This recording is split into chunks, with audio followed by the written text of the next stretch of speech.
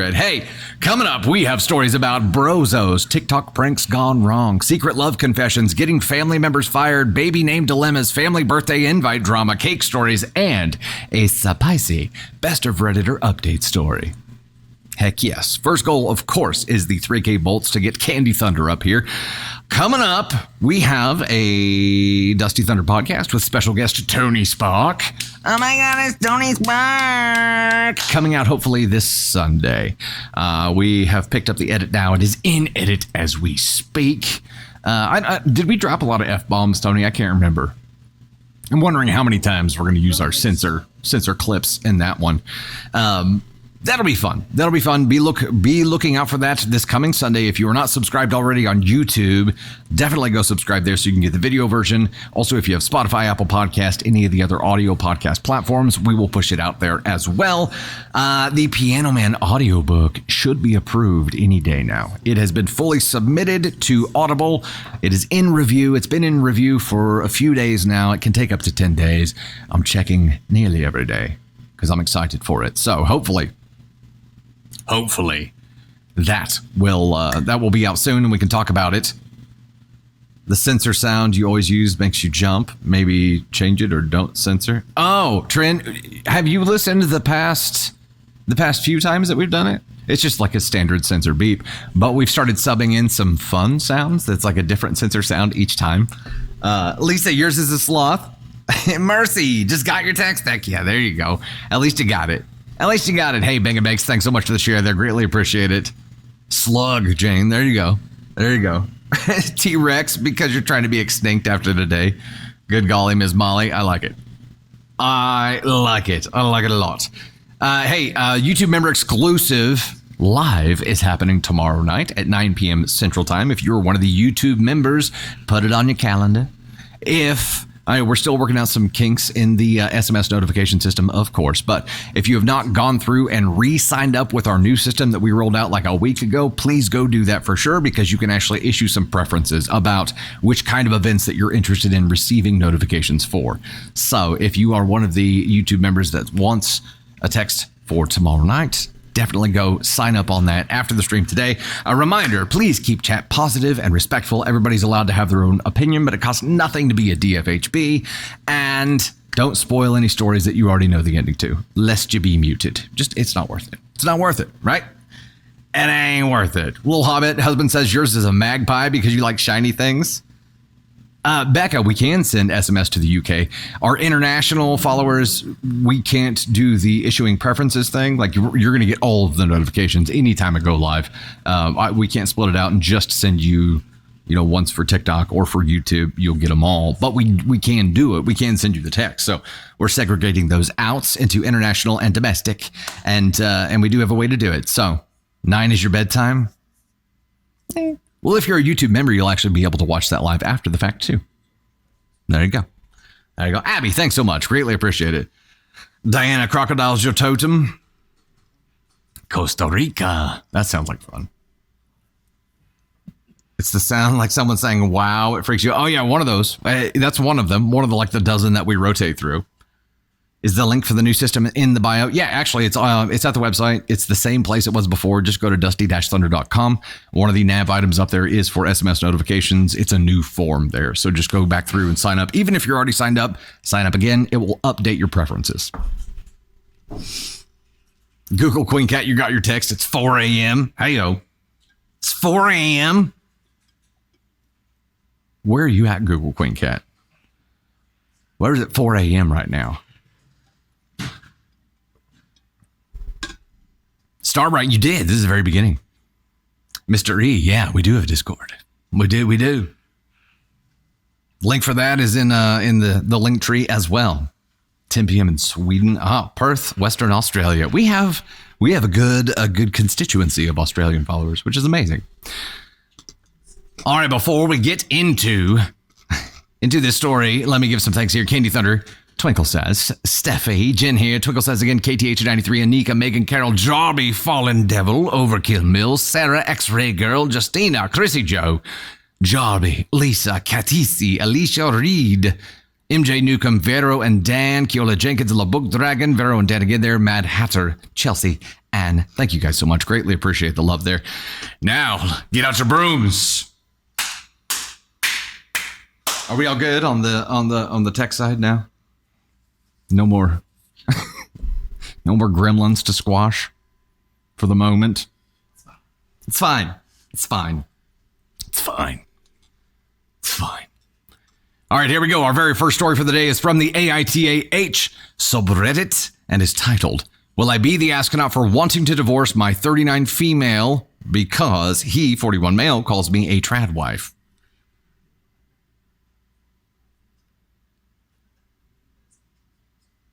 Oh yeah. That was just written a little bit weird. The title, I'm trying to make sense of the way that they put the ages and the sexes in there really confused me.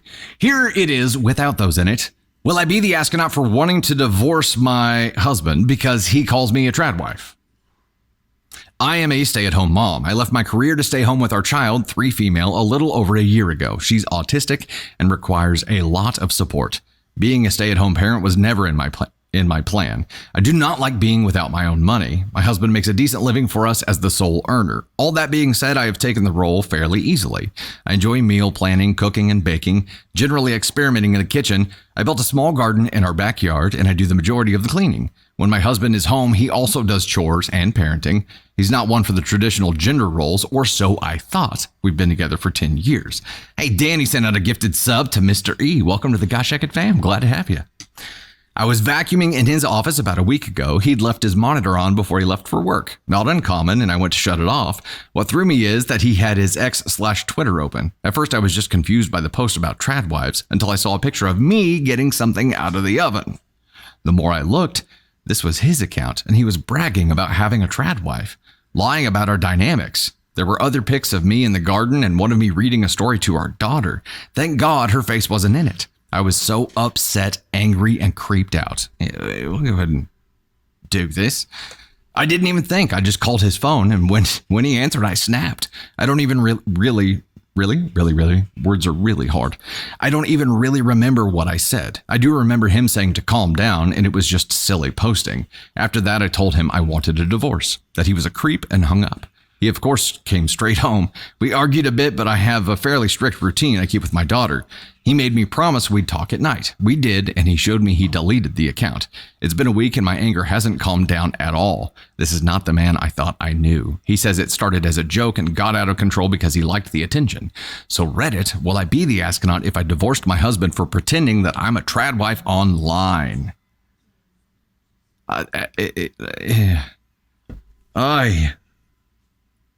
OP responded in the comments and said, I am not a tradwife. I'm a stay-at-home parent. I don't defer to my husband to make decisions.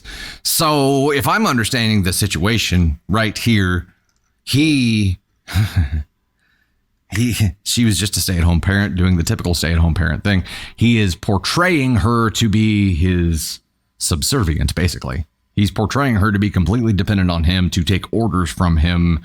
I don't know what all the whole tradwife thing entails. You do you if that's your thing. The problem here is that he was misrepresenting their dynamic. He was misrepresenting her dynamic to the world publicly and basically portraying her as his accessory. Which, if you found out that your partner was doing that, it would be pretty freaking upsetting. I don't understand what he's trying to accomplish here. He said he liked the attention. So what, he did this for clout? He did this for views? He used his wife without her knowledge and was posting shit about her online, saying shit that isn't true for attention? I don't think that's a good excuse, man. This is not a good excuse. What is he getting from that beyond internet points? I mean, it doesn't sound like he's at the point where he's like doing the full bore content creator path. Like he's not, he's just getting attention and that's it. And he liked getting the attention. He deleted the account. That doesn't erase the fact that it happened. It doesn't erase the actions. It does not erase the violation. And taking those pictures of her and posting them without her knowledge, yeah, is a violation of privacy. I mean, they're married, they're a family, but there is a steadfast rule when it comes to marriage where you make darn sure that you talk to your spouse before you post any pictures of them, right? Every dude knows that he's got to run pictures of his wife past her before you're allowed to post them online. That's just how that's supposed to go. She's being dramatic, Diana Victoria says. Really? You wouldn't be bothered by this at all? I don't know. I mean, if you found out that your spouse was it doesn't matter what the portrayal is about. If you found out that your spouse was portraying you to the public as something that is wildly different than what you actually are, I think you'd be upset. Right? I think you'd be upset. Now, you know, the jump straight to divorce, I mean, she feels strongly enough about it. This was never in her plan to be a stay-at-home parent. She reluctantly agreed to do it because they needed her to do it. But she cashed in all of her, you know, career hopes and dreams to be the stay-at-home parent. And this is how he repaid her. By doing this, by portraying her as this, by portraying her as less than for internet clout. That's a big fuck up. That's a huge, huge, huge violation of trust. It is a violation of privacy. Is it divorce worthy? I don't know. Every couple's different. That's between them. But she felt strongly enough about it to immediately say, this is divorce worthy. I want out. Now, that's between them.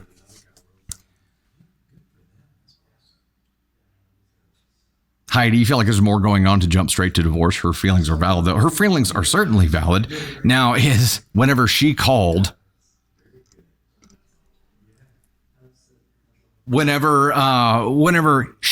him to call him out on this, him immediately say that essentially she was overreacting and it's just silly posting. Like, that's the absolute wrong move, dude. That is the complete opposite end of what you should be doing here. Telling your partner that their feelings aren't valid is not the first move that you want to make. Oh, you're overreacting. Making your partner feel unseen, unheard. If you're trying to create a resolution to this problem, telling them that they're wrong for feeling away is not the way. It is definitely not the way. Sandra, if my husband made me sound like a hopeless dame, no. Man, Rach, thanks so much for the shares. They're greatly appreciated. Christy, that's a good question. This is just what she caught him doing. What else has he been doing? I don't know. The question is, will I be the astronaut for wanting a divorce from my husband because he calls me a tradwife? Now, I feel like wanting a divorce is a feeling. Asking for one is an action. You can't be an asshole for feeling something. Acting on that is a different kind of story, but this is important enough to you to warrant that. So I feel like it's still an NTA here. You aren't an asshole for reacting to something that someone did to you that was offensive directly, and there's no way around that. Now, whether it's worthy of divorce is completely between you two. Can you come back from it? That's the question. Can you come back from it?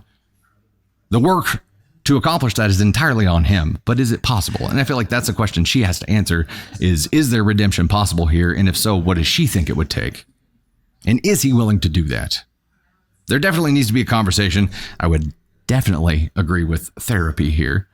But instead of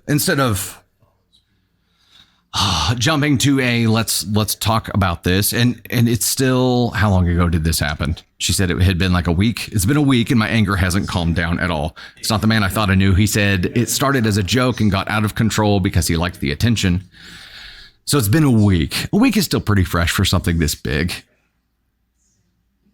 I think they've got to either talk about it themselves or they've got to get into counseling. They've got to review this some way. Now, again, wanting the divorce is a feeling. Acting on it is another way. If she actually filed papers and did this, I don't know. It's worth it to her. I think it's a subjective thing. It's worth it to her. They do need to sit down and have a conversation. She's a stay-at-home parent because her child is autistic and requires a lot of support. And that's a big sacrifice. To be the caretaker of an autistic child, I'm sure is a big sacrifice. And then to turn around and see that your partner is portraying you like that after you've sacrificed your professional career as an adult this is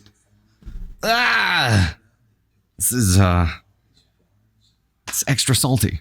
It's extra salty. I'm still sticking with she's not an astronaut for wanting that. Where it goes from here, there has to be a lot of communication involved, and really I'm thinking about their kid. Also, OP is going to incur a lot of hardship on herself if she rushes straight into divorce as well, because unless she can be a funded provider for her daughter, she's not going to be able to continue being a stay-at-home parent to her daughter.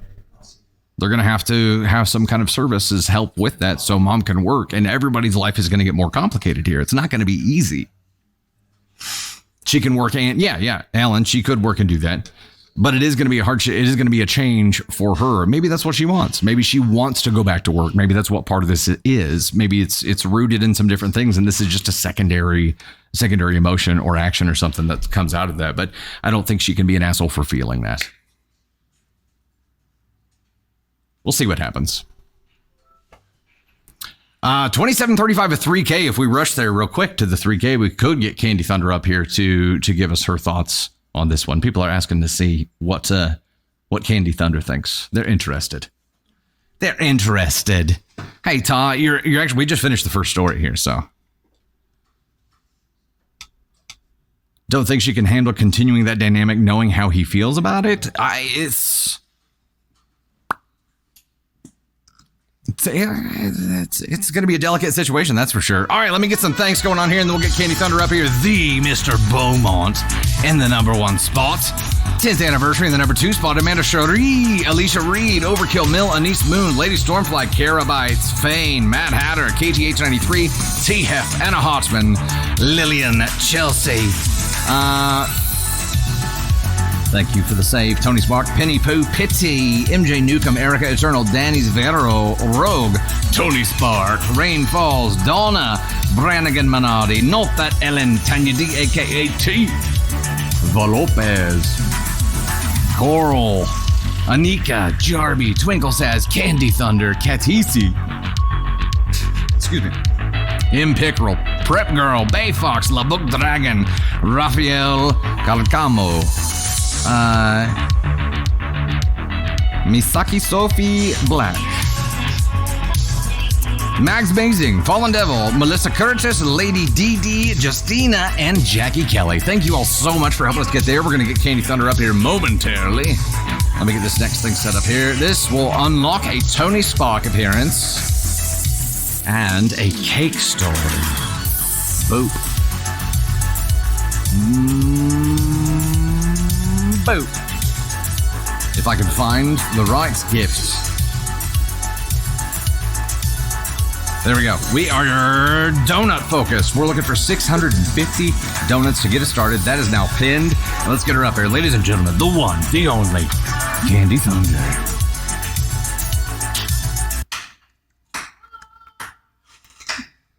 It was like a bow. Makes me feel weird. Makes you feel weird? Yes. It should make you feel revered. Revered? Revered. Okay. Sure. I bow in your majesty.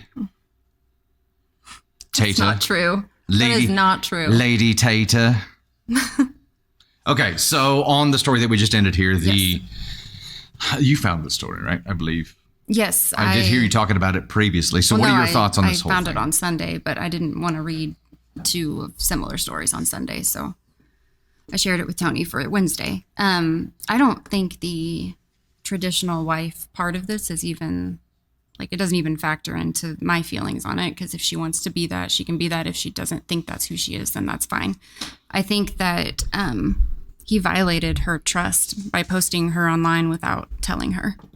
And you're leaving me alone. No, I'm just going over to get my drink.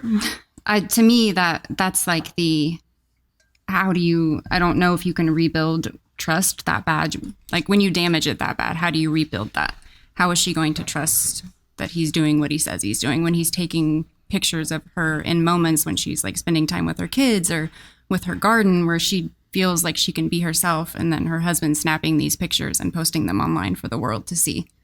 It's totally different if we take a picture and we post it and you know that that's out there, but to represent your wife in a way that she doesn't feel like that's who she is at her core, and to put that out to the world, you're misrepresenting her and violating her trust and privacy. You fucked up, dude. Fucked up hard. So you're saying that I should probably shut down that OnlyFans account that I didn't tell you about? I mean, if you're monetizing on it, that's fine. If you did this to me, I'd be like, so how much money are you making? Dude, Just nothing? kidding. Oh, okay. I'm just kidding. So a question here. I said earlier that maybe she needs to think about, number one, is this repairable? And if so, what is it going to take? The work for that is on him. Correct. But I think I backtrack on that a little bit, because I think when somebody violates your trust, it's on them to figure out how to fix it. I don't think it's on you, the person who has been wronged, to give them a path to redemption. I think it's on the person who fucked up to figure out how to fix what they broke. Right. I think the only thing that's on her is to like figure out if she can forgive him if he tries to right what he did. But why did he do what he did? Why did he represent her in a way that he knows that she doesn't see herself as? Like, right. Why did he make her look? Even the joke, even the ones that started off as the joke post, like he said, like, why did that first post happen? Did he just like the validation he was getting because he posted things and people were responding to it? Or does he really want her to be like that? And I think that would be my question. Why did you do this? And what did you get out of it? If it was like validation for being seen on the internet, I feel like that's something that I could probably forgive. But if it was, this is what you want me to be and this is who you see me at, then that's like an incompatibility thing, because she does not see herself that way. So you're saying if it was like a general attention thing, that was the crave, and he just stumbled into it, but it's still that question of, okay, well, you stumbled into it with this kind of content. How did that happen? How did the first one happen? Which probably has to be a counseling conversation to lead him to actually figure out why he did that, because he may not know. I wouldn't throw away my marriage like right off the bat, walk away, never look back. I would want to try to fix it. But I would need to know all the facts to know if I could fix it. But I mean, to represent your wife like this and to act like you have control over her when you guys are a team, and if you want to have that relationship and that's your thing, I think that's fine if that works for you, but that's not what they agreed to in a partnership. And that's how he was representing their life. And I think that he fucked up. Ooh, effulgent one. Control. He felt like he could at least control her virtually. Ugh. And if that's the case, I mean, if that's the true desire, then that's probably more of a deal breaker than him gaining social clout. If that's the answer, then I don't know that you can come back from that. But I think you need to know why he did what he did before you say if you can forgive or not. So there may be, and you know, the psychological professionals who are in chat are part of our community. Ellen, I know you're part of that. Dr. Sweets, I don't know if Dr. Sweets is around here as well. But I think when people get wronged like this, when it's severe, you know, there's that immediate feeling. And for OP, it was the immediate feeling she had was divorce. Like, I'm done. I think there's probably some science behind the immediate feeling that you have when something happens is probably like the extreme side of it. Like that feeling that you have right away, not that you're going to act on that, but that shows you like your gut reaction and how you generally react to these kinds of scenarios. And then there's probably some time to reflect and look at the real consequences of following that path and what happens there. But I'm sure that knee-jerk reaction is probably an indicator of true desire. Right. Yeah, that would be my question.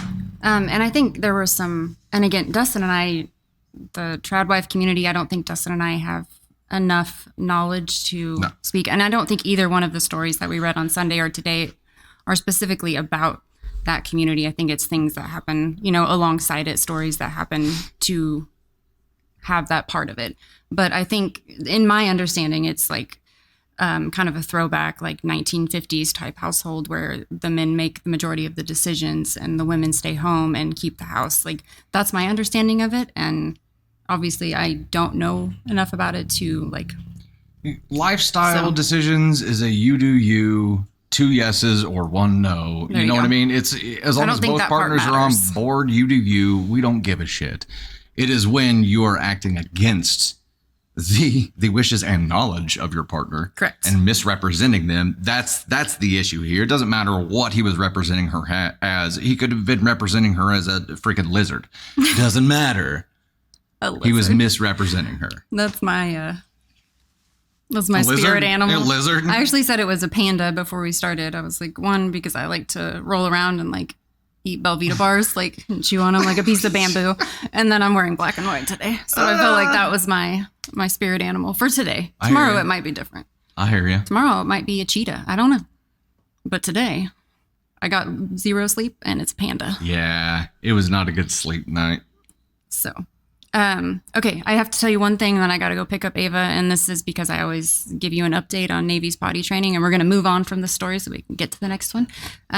But one thing, we talked about last week about like seat covers and stuff for public restrooms. And my mom told me this thing where they use the like potty chairs and keep them in the back of the car and let them use like the potty chairs and have little like liners and stuff so that they can go like in the back of the car basically. So you don't have to take them into like gas stations and Walmart bathrooms and stuff like that. And it was the best option we've had so far, especially since she gets scared of toilets without. I think it was what was in the potty was the difference from what I had heard previously. I've heard of people doing that and using kitty litter. We're not using kitty litter. We're not doing the kitty litter thing, but it was cut up diapers to use the absorbent part of the diapers. Right. Yeah. So like if you had old diapers that you didn't use and things like that. So coffee filters, like stuff like that. But I had never heard of using the potty chair in your actual car. And I'm like, it's clean. It's sanitary. Yeah. I'm going to have like a drop cloth back there. I don't know. But anyways, I'm very excited about this. It's all good until she stinks it up. Navy, I don't even care. I just don't want to take her. We can roll the windows down and drive around. I mean, toddlers touch everything. And so like when you take them to the bathroom, they're all over the toilet and stuff. And at home, it's like, I know where that toilet's been. But when you go into Quick Trip or Walmart, I don't know where that toilet's been. Yeah. Yeah. I mean, who's been on the toilet? Whatever. You know what I mean. Then it's the hover. Yeah. And you have to hold them, and then there's pee going everywhere. Holding a toddler while they're going, Yeah, climb under the stalls, pull the toilet paper. No. Navy peed on my shoe, like shot out, like needed. Yeah, it was the whole thing. So I'm very excited about the toddler porta potty that will be set up in the back of my car. Yep. Okay. Bye, guys. Candy Thunder, ladies and gentlemen. Thank you for coming up, Tater. Greatly appreciate it. Greatly appreciate the feedback there. Goober, I saw your comment about the TikTok message where I asked if the live was appropriate. I've seen them doing that more and more. Just please make sure you answer yes.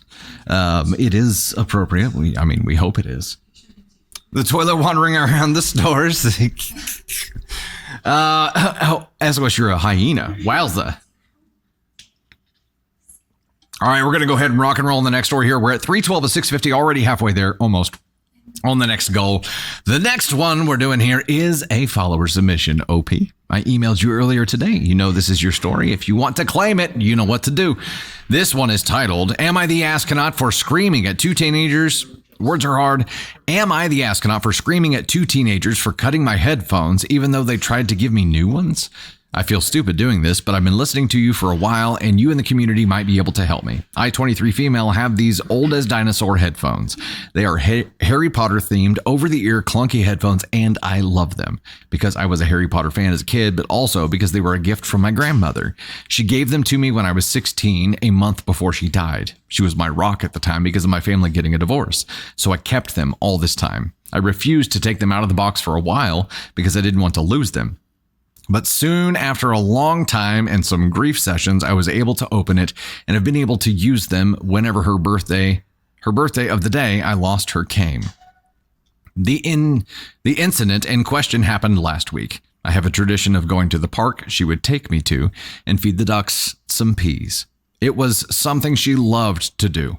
I had my headphones on, listening to some music and enjoying my day until all of a sudden the music stopped on one side. When I looked down, I saw the cord hanging.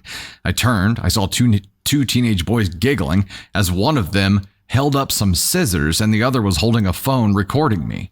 I guess I was so focused on the ducks and music I didn't hear the two teens coming up behind me and cutting my headphone cord. I was completely shocked till they started trying to hand me a box of AirPods, telling me I don't have to use those cheap childish headphones and how happy I must be. Wow. Dicks. I guess there was a thing on TikTok or Facebook where people would do this as a joke or a skit. I completely lost it on him. I was screaming so much that a couple of people started staring, and it's been 7 years since my grandmother died. And sure, I still have pictures and that, but those were still my last gift from her before she died, and I loved them. And these two kids decided to cut the cords to a sentimental gift that I loved.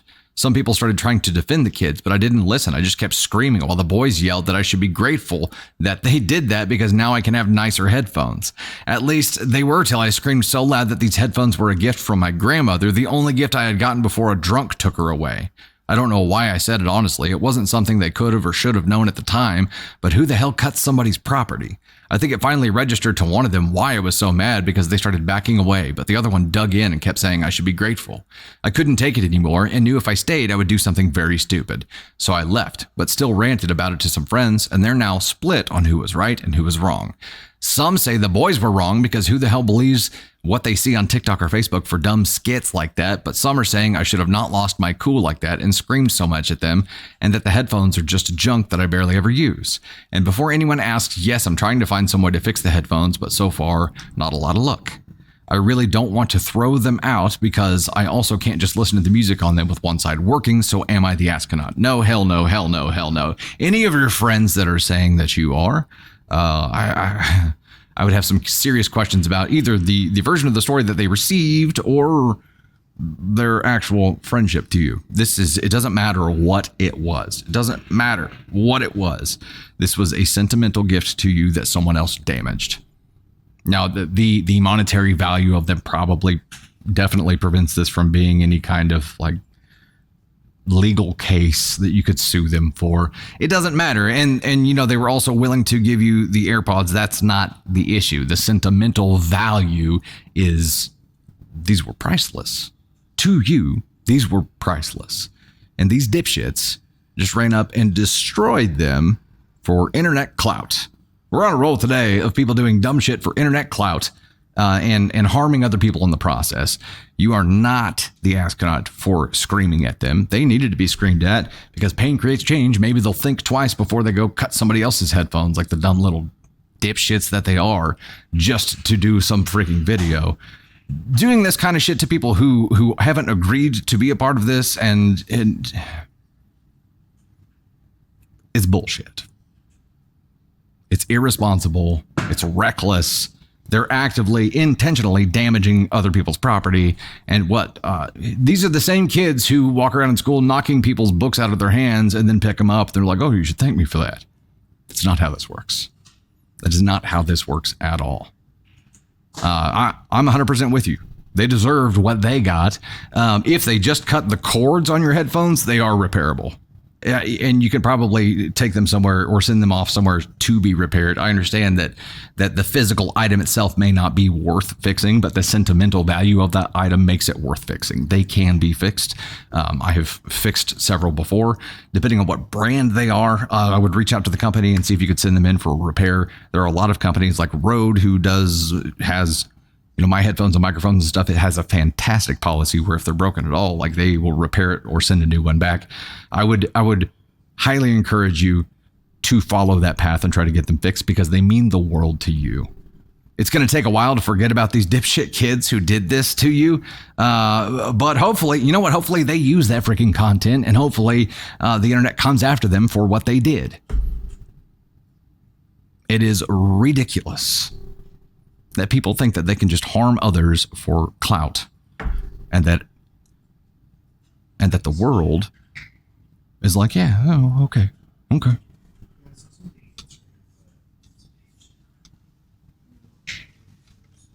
Dump those friends, Juanetta says. Repair is easy. I've done it myself. It depends on where they were cut, right? It depends. It depends. But did OP pop up in chat?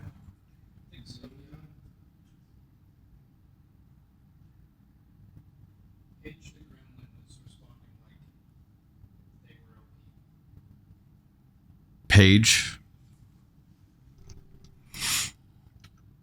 How are people split on this magic drop? Yeah. Like I don't know. Maybe Paige the Gremlin. Okay. Yeah. Very, very sorry that this happened to you. And those kids just showed up to the park that day and they're like, all right, who's wearing headphones that we can destroy?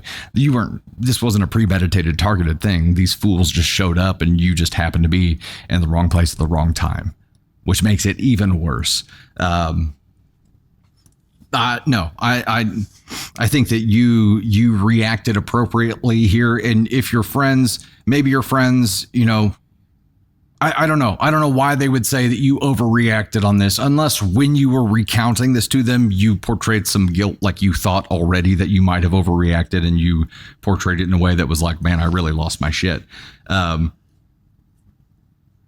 yeah, Charlie Diego, exactly. They're lucky all she did was scream. Yeah.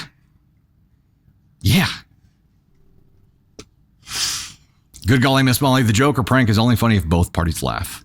I agree with that. And if they're consenting.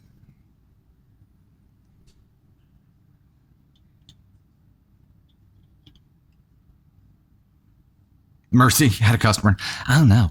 TLS, it's a total disrespect for other people's personal space and property. Those teens deserve some pain. Agree.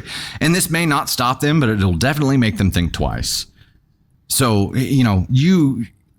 your reaction did nothing to undo the pain that they caused you. No way around that. However, your reaction might save someone else from going through the same thing, because these kids will think twice before they do it again, right?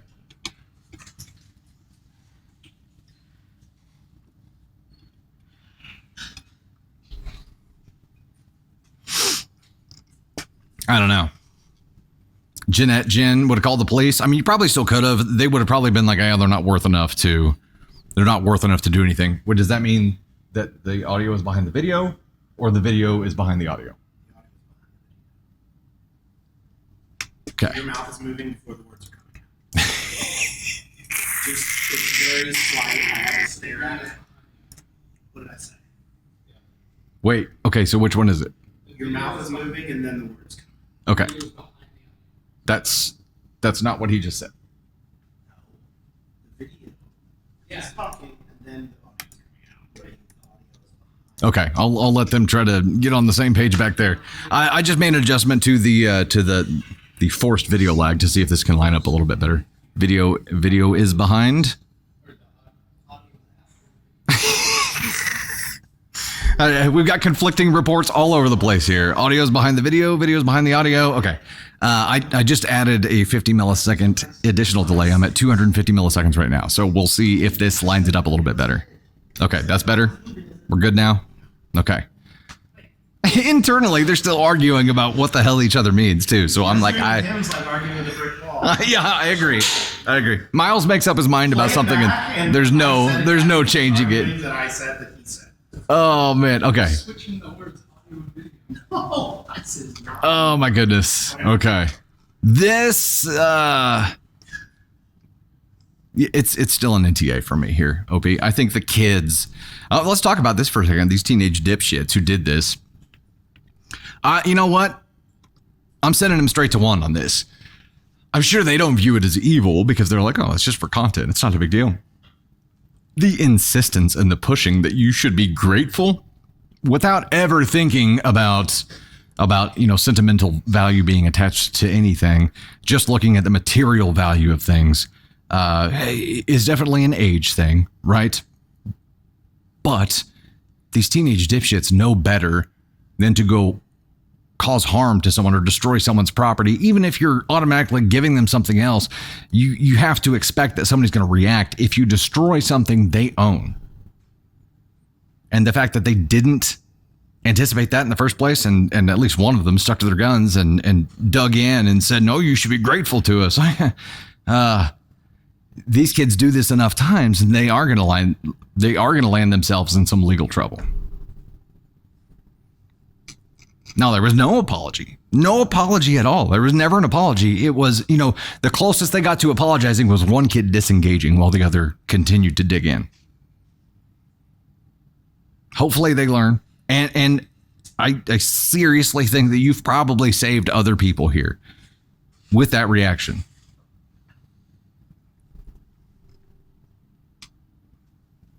Oh, yeah. You don't know how people are going to react. And you know what? The sad part of your is they probably, if anything, looked around. They're like, who's least likely to flip out on us and actually like swing a punch at us if we do this?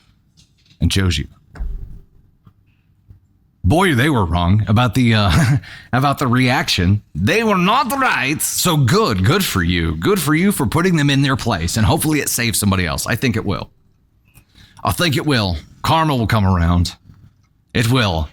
Hey, Jackie, Fell Hermit Fairy, SD Kitty, Fell Hermit Fairy again there, Tiffany TLS. Thank you so much for the love. Greatly appreciate it. We are at 423 of 650. Man, I thought we'd hit that by now. I thought we'd hit them donuts by now. We are focused up on donuts, folks. If you have some donuts, throw them our way so we get Tony Spark up here. Candy Thunder, V Baby, welcome to the Gosh Hecked fam. Books, Coffee, Tea. It's been a minute since I said your name. Welcome back. Glad to have you. Samantha Dirus, Cassie Harrelson, it's me, Pilar. Candy Thunder again there. Mungallo, Red Corvette, Shan TLS, Nisol Star, Rogue, Samantha Jonna, Denning Smith, thank you so much. Jerry Lee Go Forth, Gina, Bree, Katisi, Fane, Mimi, SD Kitty, Anise Moon, Samantha again there, Coral, Rogue, Kez, you guys are awesome. Thank you so much.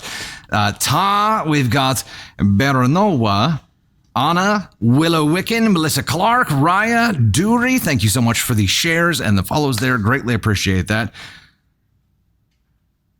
Paige the Gremlin, unfortunately, some people won't learn, but seriously.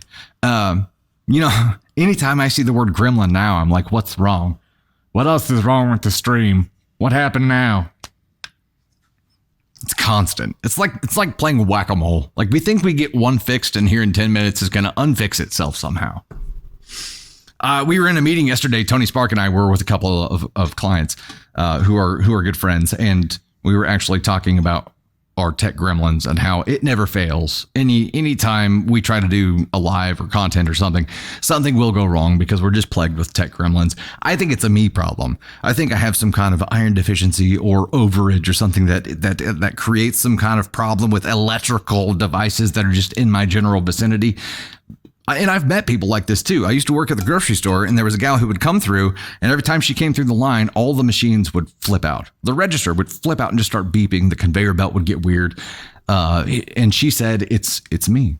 Every time I go anytime I go anywhere, all electronics freak out in my presence. Automatic doors don't open for me. Cash registers freak out. It's just me. There's something to it. There's something that causes it.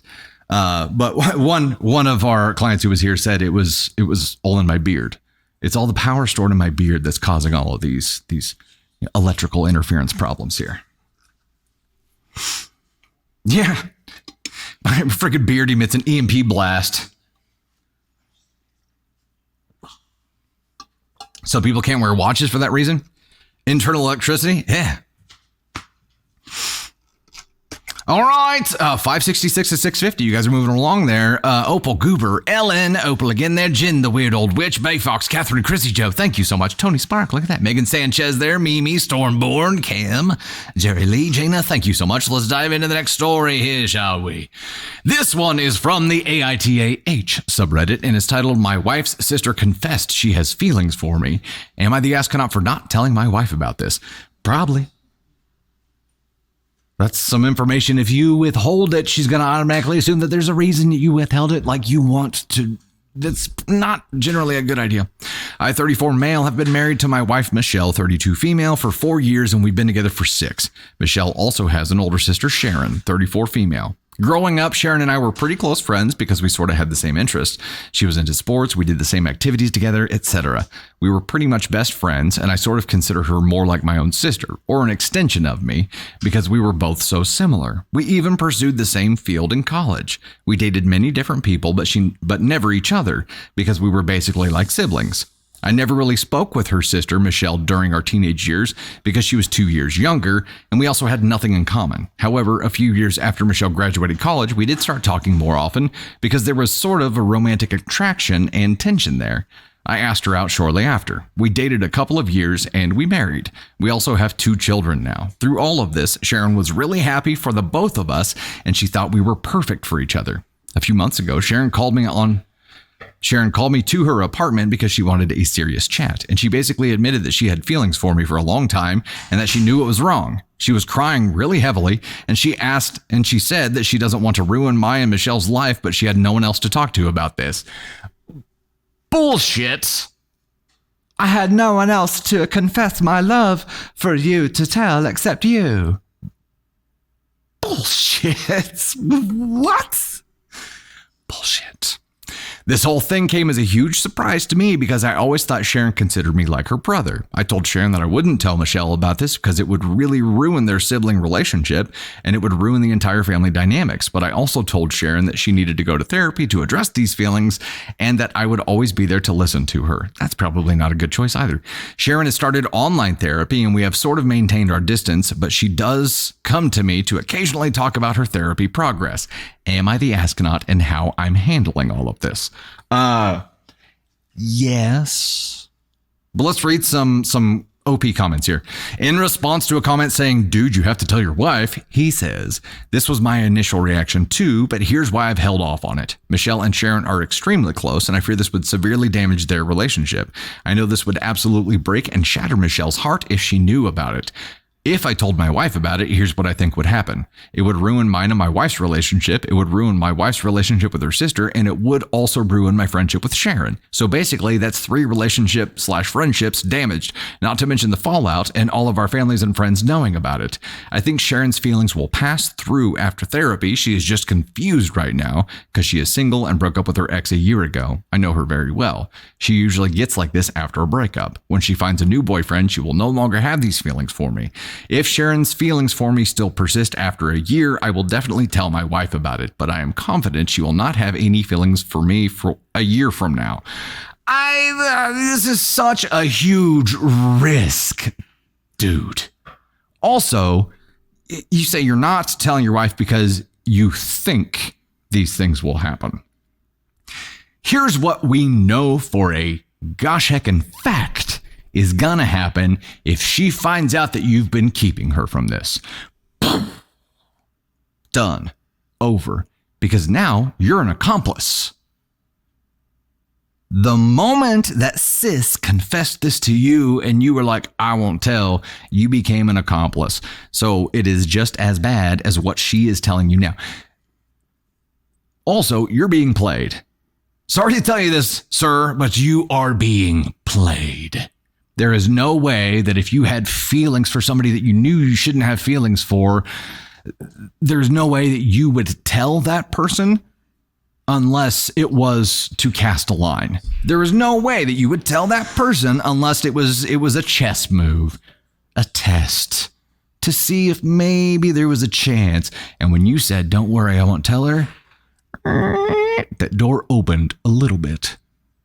So she's going to keep this up. Sure, she's going to therapy to try to fix things, but also her committing to go to therapy gives her something else that only you guys can talk about. Notice how the quantity of conversation between the two of you, that is exclusively between the two of you, has grown. You are being played, and you are risking everything to try to protect other people's relationships. This may be a Kobayashi Maru for you because of the position that you're in now, since you decided and agreed to keep it quiet. How long ago did this happen?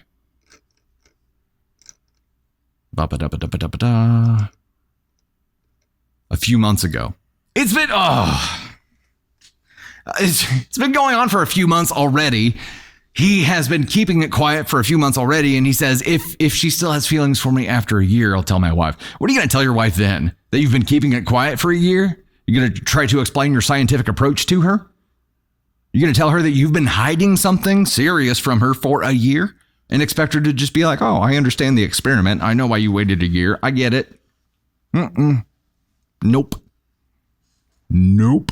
You are accepting way too much risk right now on behalf of another human being who is outside of your marriage.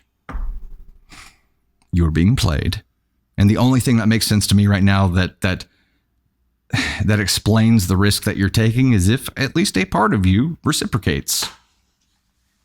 You may not want to admit it. You may be reciprocating here. And this is going to develop into after the 1 year mark, shit's going to hit the fan one way or another.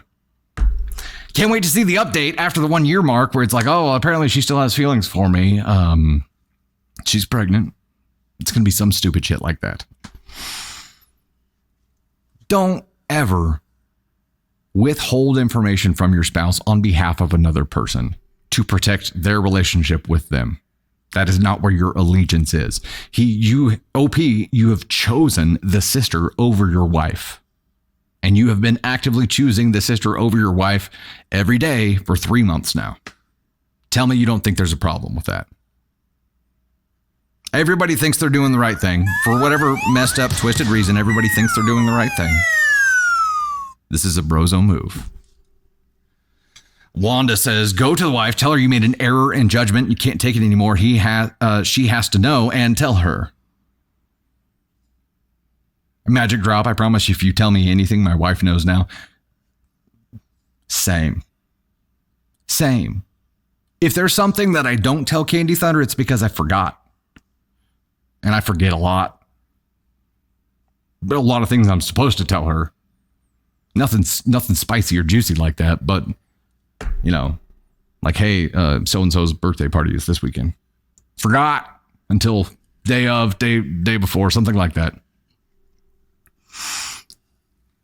The only way right now, as quickly as possible, going and confessing your stupidity and sins and trying to together find a way out of this is the only chance you got. That's it. Because right now, you are every day that goes by that you hide this from her, you're digging a deeper hole. Very, very, very, very, very, very, very bad decision. The question was, am I the astronaut? My wife's sister confessed she has feelings for me. Am I the astronaut for not telling my wife about this? Abso-fucking-lutely. And I think there's because I feel like ignorance or blindness. He's oblivious to what's actually going on here. He may be looking at Sis's intentions with rose-tinted glasses. So I don't feel like he is maliciously, consciously choosing her. He doesn't realize what he's doing. I'm putting him at a 2. If he's conscious of what's going on, I'll solve the puzzle, TikTok. All right, we got it. Solve the puzzle. If he is actively, consciously choosing her, then he's a 1. And Sis, yep, I'll throw it up there. This is a play. There's no way she would have come to you to tell you this unless this was a chess move. And you opened the door a little bit. Now you guys have a little top secret thing going on. So congratulations. You just stepped in a gigantic pile of shit and you've left it on your shoe for 3 months. I highly recommend getting it off there as quickly as possible. Hey, we hit the donut goal. Let's talk about that for a second. Then we get Tony Spark up here. We got TLS Journey in the top spot. Adventures with Pam and East Moon, Fane, Bay Fox, Wolfie Shadow Fox, Ishami, Mystic Butterfly, Opal, a Lady of Poison, Alicia Reed, TF 90, 10th Anniversary, Penny Pooh, Petty Rogue, Madam Maeve, Tony Spark with the save here. Tell Hermit Fairy, Candy Thunder, Nopet Ellen, It's Me Pilar, Aloha Sparkle, Tony Spark, Mungao, Mama Silver, SD Kitty, Lily Tilly, Katisi, Tanya D, aka T, Erica Eternal, Anna Hansen, Rainfalls, Kat Schmitty, Coral 2778, Brooklyn Baby, Cameron Jean, H. Malero, Robin Hazen, Stormborn, Anna Hossman, Prep Girl, Jen here, Lillian, Fallen Devil, we've got Janaid Strokers. I'm sure I'm butchering that, I'm sorry, but it's a beautiful name. M. Sanchez, Jackie Kelly, and Snowman Collector. Thank you all so much. We're going to get Tony Spark up here in just a moment. Just a moment. Pop it up. Oh, I saw the He Knows user 6947. I was like, who knows what? And I get it. So he knows what he's doing is what you're saying? Could be. It definitely could be. Set up a new goal. This one is going to unlock a spicy Best of Redditor update story.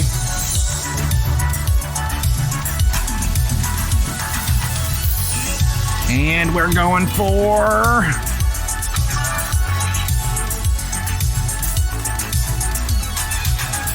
We are going for high bears. High bear time. It's giving test feelings and sis probably told wife. Ooh, that's possible. That is possible. You know, we should get some thoughts from this guy, ladies and gents. Ladies and gentlemen. Ladies and gentlemen. Tony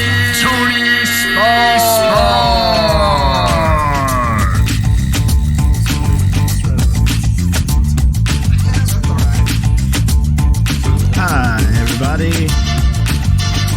How's everybody doing? Everybody good? Having a great Wednesday.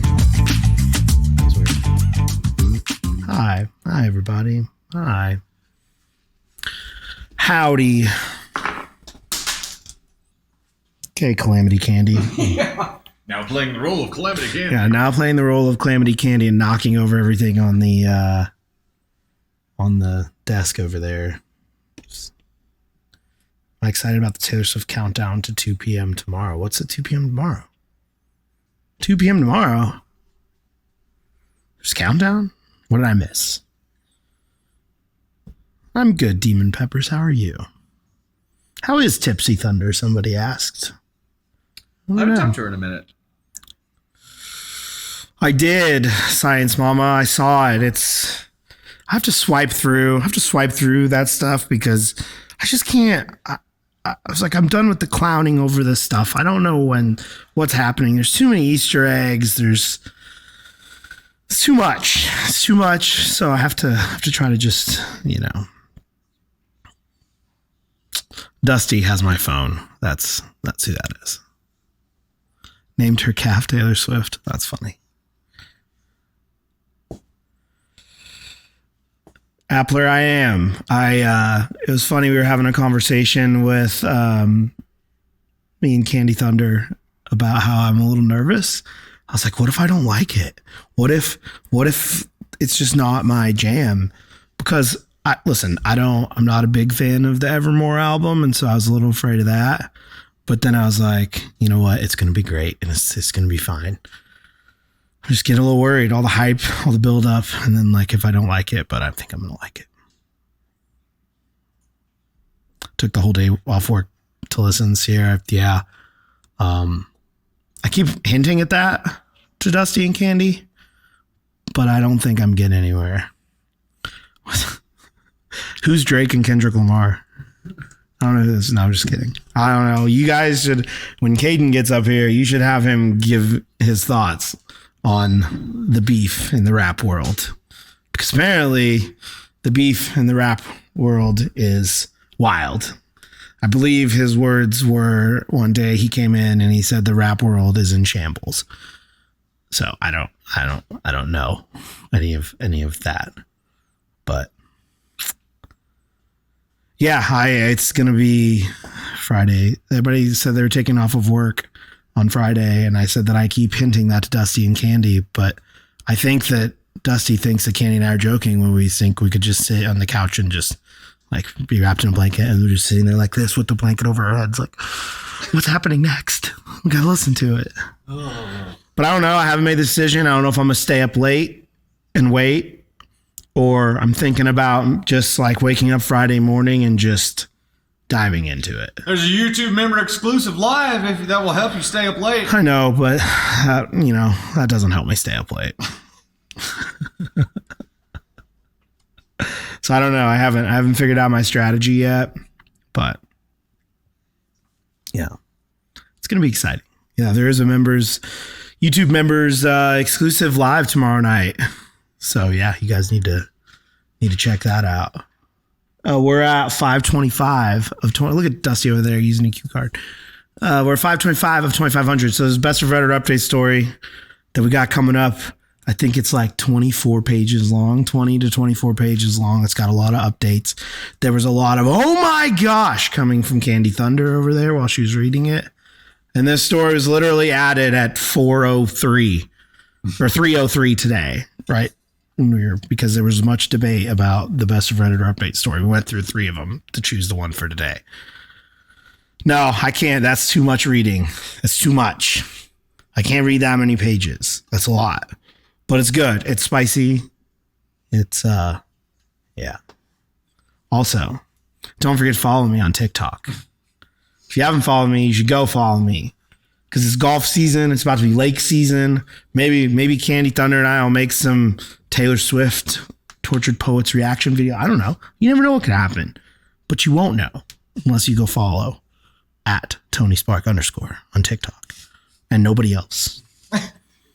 Hold on. Nobody else. Hold on. I mean, you can follow Dusty. Yeah. But obviously. But follow Dusty and then follow TonySpark_. Hey. No.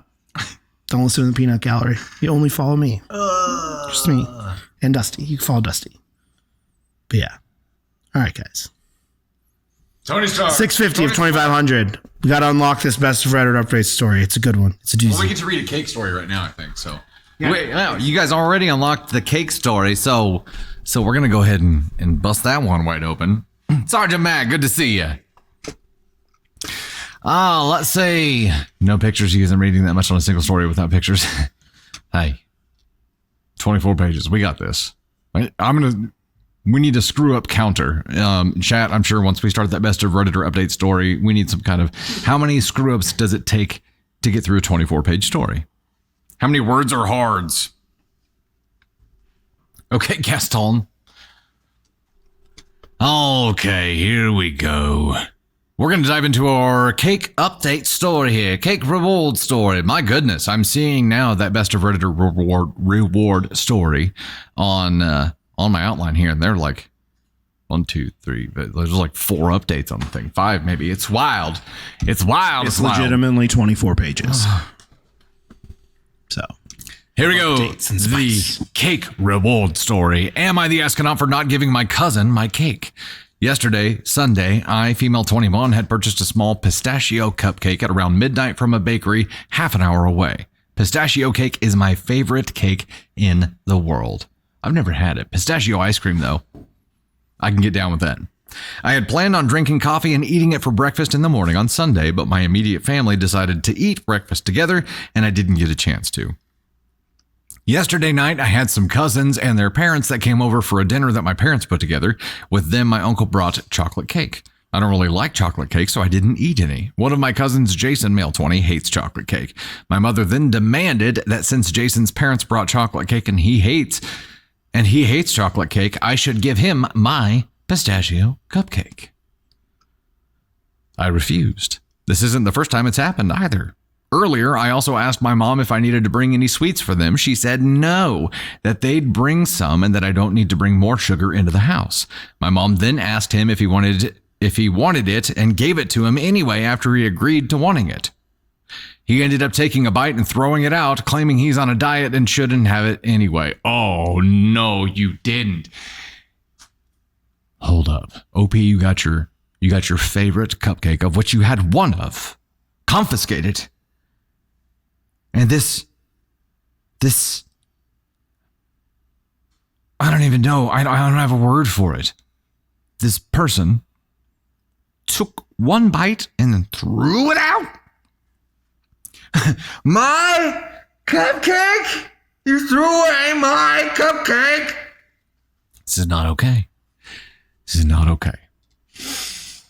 He also didn't like it, and I was left without my cupcake.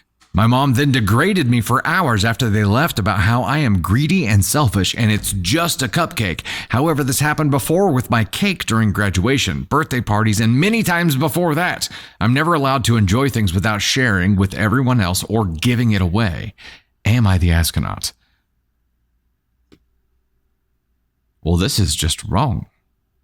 This is like mission protect the cake material right here, right? Like, someone help this girl. I'm glad you're writing in because yes, it's not okay. And while we were reading through this, I was thinking, well, if it's happened several times, you would think by this point you would know that it's coming and that you would ask ahead of time, hey, do I need to bring more? And then you said you did. And your mom was like, no, don't bring any more sugar into the house, but then still took this one thing away from you. Okay, we've got some additional information to go through here. Edit. A lot of comments are asking why my uncle and aunt didn't buy a cake Jason likes. Jason is on a diet that they are supporting his diet by not purchasing sugary foods that he will indulge in. Jason is also doing the same. Additional info number 1, my mom specifically makes me treat her side of the family like that because my uncle used to help us out financially when my father didn't pull through. So regardless of how much my aunt makes fun of me, or if my uncle constantly body shames me, or how mean my cousins are to me, I need to be nice to them. Time out. Okay, hold on. I'll get through the next additional info, but I think this answers a lot of it. Additional info number 2, I'm planning on moving out within the next year. It is culturally very unacceptable for a female to move out and live on her own in my culture without being married. I do contribute to the household and contribute to bills and groceries. Explains a little bit there too, but the body shaming part of this explains a lot of it. Mom is plucking sweets away from you because she doesn't want you to have them. That is her way of body shaming you. She's not saying anything directly about your body. She's just confiscating any kind of sugary anything from you and giving it away to other people, even if they only take one bite and throw it in the fucking trash. This is her way of controlling what you eat. She's body shaming you. Not even having the I know you're trying to lose weight. Are you sure that you want to do that? No, she's just like, give it to him. Give it to him. Take one bite and throw it in the trash. Fine. Not okay. Not okay. It's the body shaming diet. That's amazing. Am I the astronaut for not giving my cousin my cake? I mean, you did. Well, you didn't give it to him. It was taken from you and given to him. Had you successfully refused and not allowed your mother to take, you know what you should have done? As soon as she brought it up, because you got to see this coming from a mile away at this point, bring 2. And when she takes that one away, just pull one out.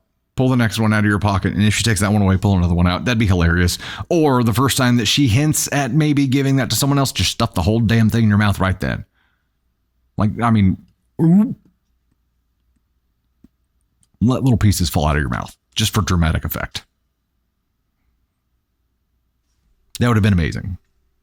Then OP would have been disrespectful. Absolutely. It would not have gone well. It wouldn't have solved anything. But at this point, the only solution in the mix is you moving out, and that is already planned.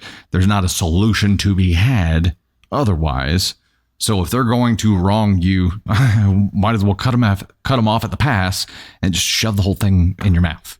Or have something funny, like the additional cupcakes. You know what I mean? Run. Just run. Stuff it in your mouth and run. Oh, yeah. Have a, Melinda, you could have a dummy cupcake, one that tastes terrible. Or the X-Lax one. We read a lot of stories about that, and that gets a little risky. But we're at 1K of 25 hundo on the high bears to unlock the 20-something page Best of Redditor update story that is probably going to consume the rest of the stream. So, we're going to get there. In the meantime, I'm going to try to fly through some more stories so we don't end up just spending all of our time right there. Did we give an official determination here? Did I miss that? Am I the astronaut for not giving my cousin my cake? No matter what. No. Nope. You are being body shamed and controlled and disrespected. And it's not okay. It doesn't matter, what the cultural situation is. Is not okay to do that to a person. And to not even handle it like an adult and have a conversation about it, but just to take things away from you and give them to other people. And your cousin, screw your cousin here too, for taking one bite and throwing it away. Not okay. Not okay. Heather, welcome to the Gosh Heckin' fam. Stormborn with the High Bears there. Rainbow Bright 2.0. Terry, Cinder, Dragon's Back. Taboe Bear? Tonya Pimbleton, Erica Eternal, Tesha, Tanya D, Elisa Martin, Hi, Jerry Ligo 4th, April, Dahlia, Pilosophia, TLS, Tony Spark, Penny Haas, Holly Elizabeth, Adventures with Pam K, Danny Brooke, welcome to the Gosh Heck Fam, Heidi, Denise, Alicia, KJ, Thomas, Mona, Cam, you guys are awesome. Thank you so much. Greatly appreciate the love. 1,200 to 2,500 right now. I'm going to dive in on the next story so that we at least get a few in before we spend, the next 4 hours going through a 20-page story. Imogene, there's a special place for people who discard cake. Yeah. Whenever I worked at the grocery store, there was this special kind of dumpster area where we would actively take all the expired milk cartons. It was still cartons in that day. I'm dating myself there. I get it. All the expired products, we would take them back there and like chuck them and make them explode. And it smelled really, really bad. That's where all those people mistreat and discard cake or use cake to hurt people. That's where they need to congregate. Here we go. The next story is from the AITA subreddit and is titled, Am I the Astronaut for Getting My Cousin Fired from Her Job? My cousin used to work for a pretty big tech company whose name I won't mention for privacy reasons. Coincidentally, her boss was my best friend from high school and college. There's this project their team has been working on that is quite confidential, and obviously that means you cannot leak information publicly. However, during one of the family gatherings, my cousin was openly talking about it, actually more like boasting about it. I told her not to talk about it and be more careful, but she didn't seem to take my advice. You may say that this was just family, so it's fine, but there were dozens of people, and some of them aren't the most reliable people, in my opinion. They could spread the information, and it would only put my friend's job at risk since he's the team leader and responsible for everything. So I let him know what my cousin was saying, and he fired her yesterday. My cousin must have put two and two together and realized that I was the one who snitched on her. She was quite angry with me and called me slurs over the phone. To make up for this, I offered to give her referrals so she could have an easier time finding a new job, but she didn't want anything to do with me anymore. Even my own parents are angry at me for getting her fired, but from my point of view, I just reported what happened and how she broke an NDA and he did the rest. I thought my friend was just going to warn her, but I never thought he would do what he did. Am I really the astronaut here like everyone at my family is telling me? Edit. My dad, who's also angry at me, is the CEO at a large company. He never shares anything with me or anyone else outside of work, not even a single detail, unlike my cousin who is spilling the beans completely. Wait a second. But he is angry at you? Okay. I think this is proximity effect that we're seeing here. I think the people who are angry with you because you've caused them indirect pain. They have to hear about it. They have to deal with the cousin and maybe cousin's mom. They have to deal with people directly connected to this who are unhappy that this happened. You did not take the action that got her fired. She did. You did not breach an NDA. You did not put this classified information out there in the public and boast about it, even after being warned not to. You did not make the decisions that led to her termination. She made those decisions. You alerted your friend about it to protect your friend, not to maliciously get her fired. You're not in control of his actions, just like you're not in control of the cousin's actions. You simply made him aware of what this woman was doing to protect your friend. If that is true here, and it wasn't to maliciously get your cousin fired, this is an NTA. It is an NTA. You tried to tell her, and she didn't listen. It is an NTA. And I know you were surprised by how your friend reacted, but again, you can't control his actions just like you can't control your cousin's. It might have been worth a little bit more conversation with the friend to be like, okay, what are you planning on doing here? I just want to be prepared so that I know how much shit I'm about to be in.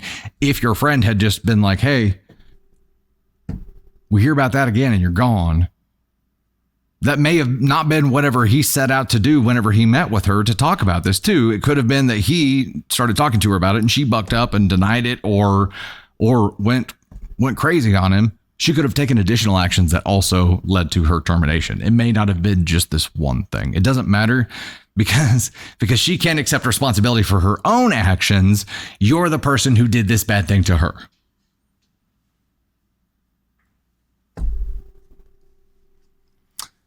Overkill, what do they mean by slurs? Any kind of bad thing that you wouldn't normally repeat. If I'd done that in the bank I work for, I would have been prosecuted. Did you try once or multiple times to get her to stop? Does that matter, Maureen? I mean, we don't know, but it doesn't matter. It's not her job to try to get her to stop at all. Even if she hadn't warned her to stop and then still reported that to the friend, she's doing that for the protection of the friend. She can't control her actions. She tried to persuade them. Was not successful. But I think if this was truly her looking out for her friend, reporting this, no, it's NTA. The friend could have also just not said anything. Likely nothing would have happened. Yeah, Maureen, I get that. It's not her job, but you might try a bit harder with family rather than strangers. Yeah, that's true. So if there was some kind of damaged relationship between OP and cousin to begin with, she may have not tried as hard. She might have been more prone to report this to her friend than if she was close with her cousin. Yeah, I get that. Chris Freeman, yeah, the clients could sue if they find out. And she knew that there would be implications if this information ended up in the wrong hands and that her friend would be terminated, which is why she did what she did. So, NTA. Now, your dad's reaction here is surprising to me, but I really think that the family members who are bitching at you, OP, or bitching about you because they now experience pain that they didn't experience before. It's not really their thoughts about what actions you took here. I'll think that's the case. 1401 of 25 hundo. Okay, I can get another story in here before we end up going to that mode. Adrian, Emily Smith, Ellen, Tony Spark, Kaz, Sherry Medic, Christina and Sweet, Jules, Tonya Pimbleton, Natalie Curtis, Kutine Mom, Elise Newman, hello there. Christina and Sweet, subscribe. Welcome to the Gosh Heck It fam. Glad to have you. Bay Fox, Shan, LMD10, Panther Eyes, Stormborn, Just Mags, Beth, Mungao, Alana. We've got Janice, 2014, Goober, Anna Hartman again there, Heather Carpenter, Michelle Bordeaux, Yvette, Sophia J, Gen Design Store. We got Tonya Bimbleton, Cam, Kutane Mom again there, Denise Bustard, Rainbow Brights 2.0. Thank you so much. Greatly appreciate that. Oh, there was another Heather Carpenter. Welcome to the Gosh Heck It fam. Heck yes. Whitney, Phil Herman Ferry, Sarah, Erica Eternal, Adrian Emily Smith, Ellen, Tony Spark. You guys are amazing. Greatly appreciate that. We're going to dive to the next one here. This one actually comes from the AITA subreddit and is titled, Am I the Astronaut for Backing Out on an Agreement My Husband and I Made Years Ago Regarding Potential Kid Names? My husband, 38 male, and I, 37 female, have been married for 11 years and have 2 daughters, 8 and 4. I'm currently 12 weeks pregnant with our 3rd child. I just had an ultrasound and we were able to determine the sex of the baby, a little boy. We have found out the sex of all of our children this way. My husband is a 3rd, as in John Smith III. Before we got married, we were having discussions about kids. He did make it very clear that passing down his name was very important to him if we had a son. At the time, I thought it was really cute and adorable how much pride he took in it, since most guys don't really care about that sort of sentimental stuff. But as the years have gone by, I've definitely cooled on the idea quite a bit, and I don't think I want to have our son be named after my husband that way. Obviously, our first 2 kids, we didn't even have to think about it. But when we were choosing names for our daughters, my husband was very much in the, you can take the lead on naming our daughter because I already have the name picked out if we have a son camp. It's not like he wasn't involved in naming our daughters, but he definitely deferred to my opinion. So when we found out we were having a boy, my husband was very excited. On the car ride home after the ultrasound, it was all he could talk about. He was giddy like a teenager, talking about how proud he would be of sharing his name with his son. I don't know if it was the best time to bring this up, but I kind of had one of those, yeah, about that moments. I told him how I know we had talked about this many times before with our other kids and that I technically agreed to it years ago, but I don't think I want to name our son the same as my husband. I don't think I've ever seen anyone's mood change so quickly and visibly as my husband's did in that moment. It was like all the joy went out of his body all at once. I told him that I just don't want our son to be a 4th. It seems tacky and has weird aristocratic vibes that just don't seem right to me. I told him that I am not totally against the idea, but I don't want to just agree to it right now because I want time to think about the other names too. He took that as me basically saying that I am going back on our years-long agreement and that there is no way we are naming our son after him. He said this is pretty much me telling him maybe when I really mean no. This has taken all of his excitement about the baby away. He's been withdrawn and quiet with me ever since. When I try to talk to him about it, he tells me he has nothing to say because he's been very clear about where he stands on this and he feels betrayed by my change of heart. I asked him if he could. Words are hard. First time of the day using the button here, folks, and we aren't even on the 20-something page story yet. Bup-a-da-beep, bop, boop. Words are hard. Hi, Candy Thunder. Candy Thunder's back, ladies and gentlemen. Mwah. I asked him if he would want to think of some other names together, and he told me to give him a list and he'll look at it when he can. I know I technically agreed to this years ago, but it just doesn't feel right to me anymore. Top comment here. Let me understand. You made an agreement with your husband. You got to name the girls. He would name the boy. You benefited from this agreement twice. Now, when it's his turn to benefit, you have some moral objection to naming a kid the fourth. You don't like the weird aristocratic vibes. I don't necessarily disagree with you about that, by the way, but surely 4 years ago, when you had your second child, you felt those same vibes? But you nonetheless took the lead in naming your daughter without, and at that time, saying, I feel weird about the fourth thing, so why don't you take the lead on this, honey? I mean, because people just might think you went along with naming a kid the fourth 8 years ago because it gave you the lead in naming your first child who you knew to be a daughter, and again 4 years ago in naming your second child who you knew to be a daughter, and having only now developed weird vibes when your husband gets to take the lead in naming a child. You're the asshole. Candy Thunder's whoop whoop. Yeah, regardless of how you feel about the naming convention of using the fourth, the upholding an agreement only when it benefits you to later on renege on that agreement when it's going to benefit someone else is just shit person behavior. And if putting myself in your hubby's shoes, I would have a really hard time trusting anything that you verbally agreed to moving forward. Guess what? Any big agreements you guys have moving forward are probably going to be in writing, and that's your own damn fault because he can't trust your word. Your word is your bond. It means nothing to you. I'm not saying you can't ever change your mind, that preferences won't change, but you have to admit this is pretty sus. To benefit from the arrangement twice, and only now, when this arrangement is supposed to benefit him, develop some kind of problem with it. You take issue with it now. Too bad. You already cashed in twice. You cashed in twice. So you cashed in twice knowing full well what it meant. And I think as soon as you cashed in the first time, you sealed the deal on this one. Done did it. Oh, what did I miss from Kaz here? Trust is going to impact your marriage and your family. Yeah, and now this is it's a big deal. It's a big. You know what, Candy Thunder, did you hear this story? You know the story. What are your thoughts? She fucked up. Candy Thunder says she fucked up. Okay. She benefited from something, and then when it was her turn to let him have his side of it, she just went back. Do you never mind. What I was going to ask was the fact that she's 12 weeks pregnant doesn't change things here at all, right? Because this is something that she's felt for a long time. This is not something that just all of a sudden popped up and she's thinking about it differently, and maybe being 12 weeks pregnant has something to do with that. It feels like this was seeded a long time ago and she knew what she was doing. She was just waiting to pull that card out of her back pocket whenever they found out they were having a boy, so she could be like, yeah, I'm not necessarily in love with the idea. It's just the first name.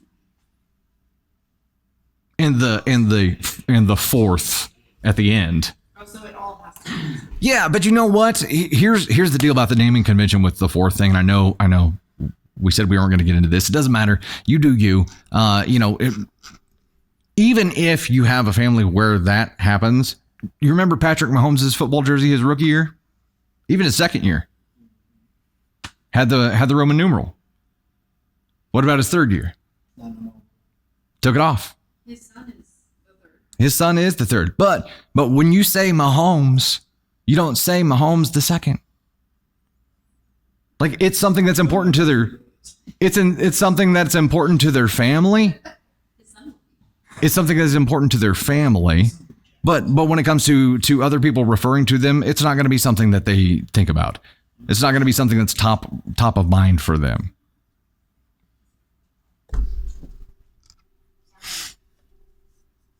Carissa, is the name worth risking your husband's trust? You don't say the fourth either. Yeah. I mean, just don't introduce him as, Henry the Fourth or Jim the Fourth or whatever the hell. And that's technically, it's part of his legal name, but, I don't know. I don't imagine that you'd be walking around introducing your kids like George Foreman. He's running around the house just yelling out numbers. 4, where are you?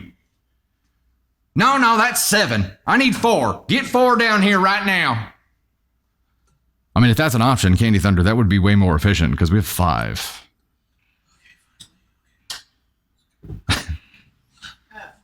Navy would be number 5. Navy B, yeah. Hey, come here, 5. Get over here. Oh, we hit the high bear goal. Holy crap. Okay, hold on. Yes, OP, you are an asshole here. I don't think that you're a maliciously evil person. I think this is a stupid move. And I think you are breaking trust. I think you're doing it for selfish reasons. I don't think you're evil. I think you're... I think you're selfish and entitled. I think that's what you are. That's not evil, but this is something that is a big no-no. It is an ASCON 2 move, in my opinion, because it's not evil. It is savable.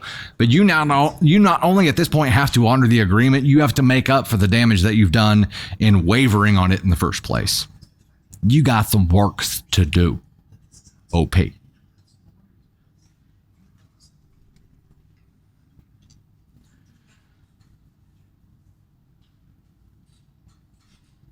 Gwendolyn Art, in real life, it can cause trouble. Work in the medical field and identifying someone who has a junior. Yeah, I could see that. I could see that happening. All right, let's give some thanks for the high bears here, shall we? We've got Nope, Try Harder in the number 1 spot there. Heck yeah, Tanya Pimpleton, the number 2, TLS Journey, the number 3, all north of 2K. Thank you guys so much. Greatly appreciate that. AK Mary, the sarcastic photographer, Alicia Reed, Tony Sparks, Wolfie Shadow Fox, Thomas Lovas. Excuse me. Jazz, Bay Fox, Madam Maeve. I've read that 100 times. My brain just sees it one time and it's like, that says something different. Tell Hermit Fairy. Tesh 179, S Genie. Up-a-doo. Kootenai Mom, Cameron Jean, the Theo Dino, Rex Wayward, Darlin, 10th anniversary. Oh, Dan Sama. Nika Nicole, Erica Eternal, Tanya D, AKAT, Lala Puzzles, TF90, Valerie Shadowcat, LMD10, Tabooya Bear, Fane, Adventures with Pam, Lalo, Opal, Lady of Poison, Tigress, Stormborn, Candy Thunder, Overkill Mill, Prep Girl, Mongao. We've got Hi, Alicia Suver, Mama Silver, Yvette, Anna Hansen, Luna Lyrica, Rainfalls, Anna Hartman, and Kellyanne. Thank you all so much. That was a lot of people. That's a whole lot of people right there, tell you what. The next one we're going to set up is going to get us a Caden Thunder appearance, which might happen in the middle of this story. First 10%. I don't know, we'll see. We'll see how long it takes to get through it.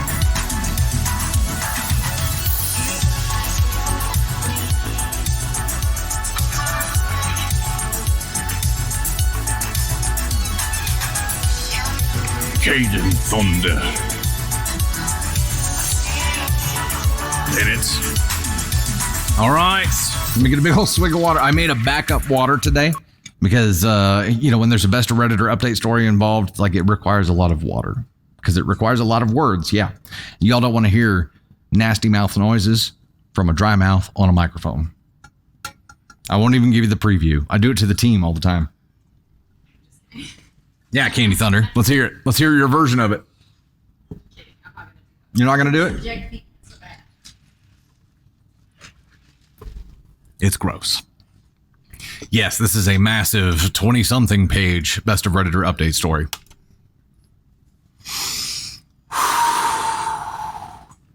Erica Lynn, your son is the third. You just call him by his first name. See, it doesn't have to be like world changing. It's almost like a legal document thing. Now, if your husband wanted to name him the fourth and also wanted to identify him by the North on the regular, that'd be a different thing. I know. I just got pulled back into it. I'm sorry. I'm getting there. All right, here's the Best of Redditor update reward story. I have 20 minutes to get through 20 pages. Let's go.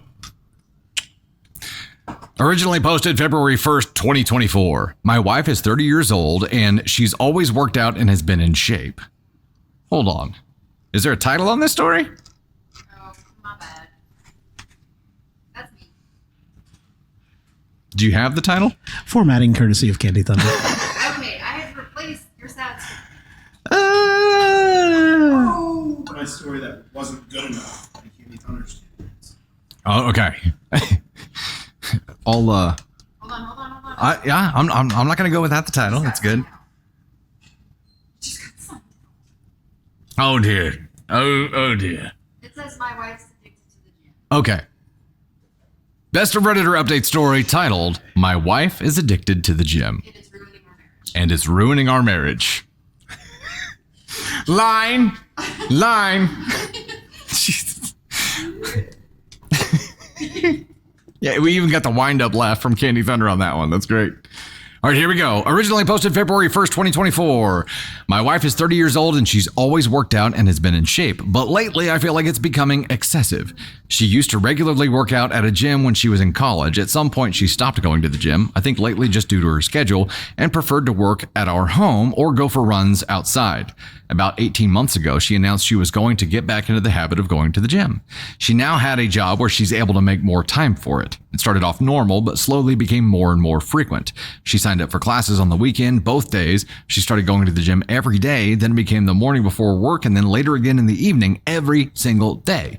If she's stressed, she goes to the gym. Experience some sort of life crisis, she immediately heads to the gym. We have an argument, runs to the gym. She's 4 months pregnant now. I'm kind of surprised we even had time to make a kid. I understand that it's safe for her to work out, especially since she was already in the habit of doing it before she got pregnant, but the intensity is not slowing down. If she misses one of her normal gym sessions, she becomes so irritable, like a junkie not getting her fix. It's just bizarre. Truly a case of too much a good thing. Truly a case of too much of a good thing. Of course, she gets upset when I voice that I feel it's becoming an unhealthy obsession and that I miss spending time with her because she's there so much. She has all these friends and this whole circle of people there that she seems to prefer spending time with over me. Why don't we work out together at the gym? The gym is her time, she says. This isn't a case of me feeling insecure because she's in great physical shape and I'm a fat slob. I work out and I'm in shape. My job really requires me to stay in shape, so I can't let myself go even if I wanted to. I genuinely feel her gym habits are unhealthy. She's over exercising for one. Sorry, words are hard. Words are hard. There's the first one. She's over exercising for one. There is such a thing. But worse than that, I feel it's becoming a way for her to escape everything else in her life. She's never actually fixed anything that goes wrong in her life. She just runs off to the gym to get some sort of mood boost and then that's it. She also never gets anything else done in a practical sense because how can she when she's at the gym so often? It's to the point where I have to do every chore and if food is getting made, I'm going to have to do it. I don't expect her to do all these things, but it should at least be a shared effort. People we know have even commented about it to me. They said things about how she seems different, how she sure is at the gym a lot, and many of her friends and family barely see her anymore. Some have even suggested she's having an affair with somebody there. Please tell me that this doesn't sound normal to you. She insists this is perfectly normal. All right, before we dive into update number 1 here, thoughts, mood boost, hee hee. Oma loves Disney says. I mean, look, I think having some kind of fitness way to deal with stress, to feel better, that's a healthy thing. But using it for every single thing and in doing so neglecting every single part of your life, not just your marriage, but anything else. There's obviously a problem there. There's obviously an unhealthy obsession there. She's obviously letting this do damage. And even when hubby spoke up here and is like, look, I love that you're going to the gym, but it can't all be you time. Like, if every single minute of every single day is you time, when is us time going to happen? And she's like, nah. She is unwilling to change anything. Midlife crisis or affair, Melinda says. First baby, she's 18 weeks pregnant right now. Not slowed down. If anything, intensified.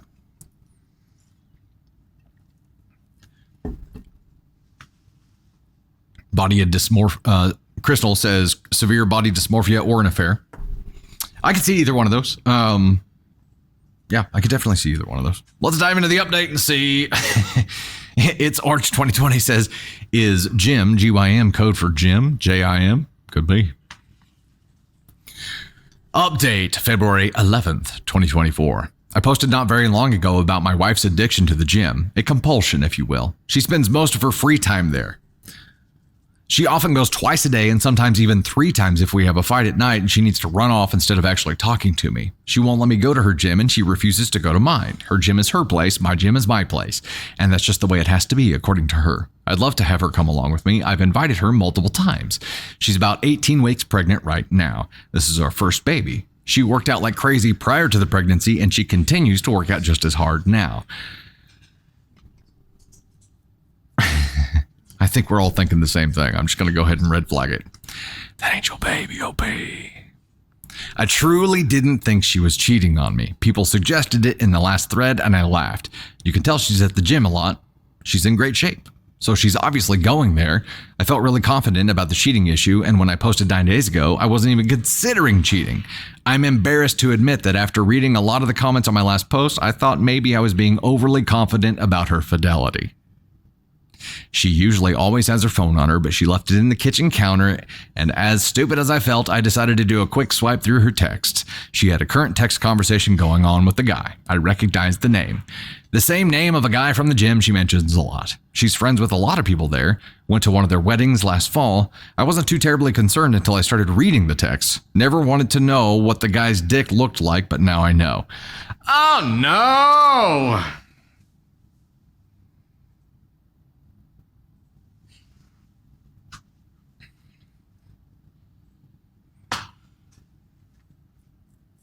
So I wonder if it's somebody who works there or just another member there and that's just their meetup spot. Well, that's terrible. She was only out of the room for literally about a minute or two, so I had to scroll fast. I was furious. I asked her what the F that conversation was about. She started yelling at me for looking at her phone. I told her she's acting so weird and the gym obsession was really bothering me, so I decided to look and was ashamed that I did. But sorry. I just decided to look and I was ashamed that I did, but I thought I'd find nothing at all. She said, it's nothing. Doesn't look like nothing to me. She sure seemed pretty interested in this nothing. I wanted to know if she's been fucking him. For how long? She kept saying no. I left the house because I was so furious, but not before I slammed her phone on the ground and shattered it. She was calling me all sorts of names for breaking her phone. She hit me on the back as hard as she could. I left. Went to my brother's house. My brother and sister-in-law were shocked, although my sister-in-law was one of the most vocal ones about my wife's gym obsession being weird and bringing up to me constantly. I went home. She was in bed crying. She obviously couldn't call me or anyone else for that matter. She was laying it on thick. I didn't know if you've ever come. Words are hard. I didn't know if you'd ever come home. Give me a break. I took her phone to get repaired tonight. She doesn't deserve it, but I still feel like an ass breaking her phone.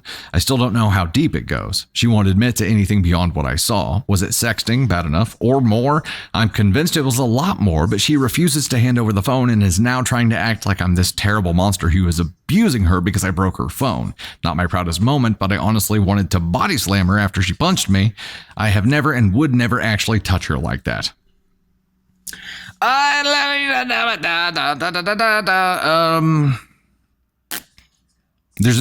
more updates here. There's more updates, but at this point, why would you break the phone, dude? I understand you had a moment and that's He had a moment and caveman brain took over. But not only did you end up doing this and leaving a pregnant woman without a phone, which you should not do, but also you destroyed like the critical piece of evidence that you need. Why would you do that?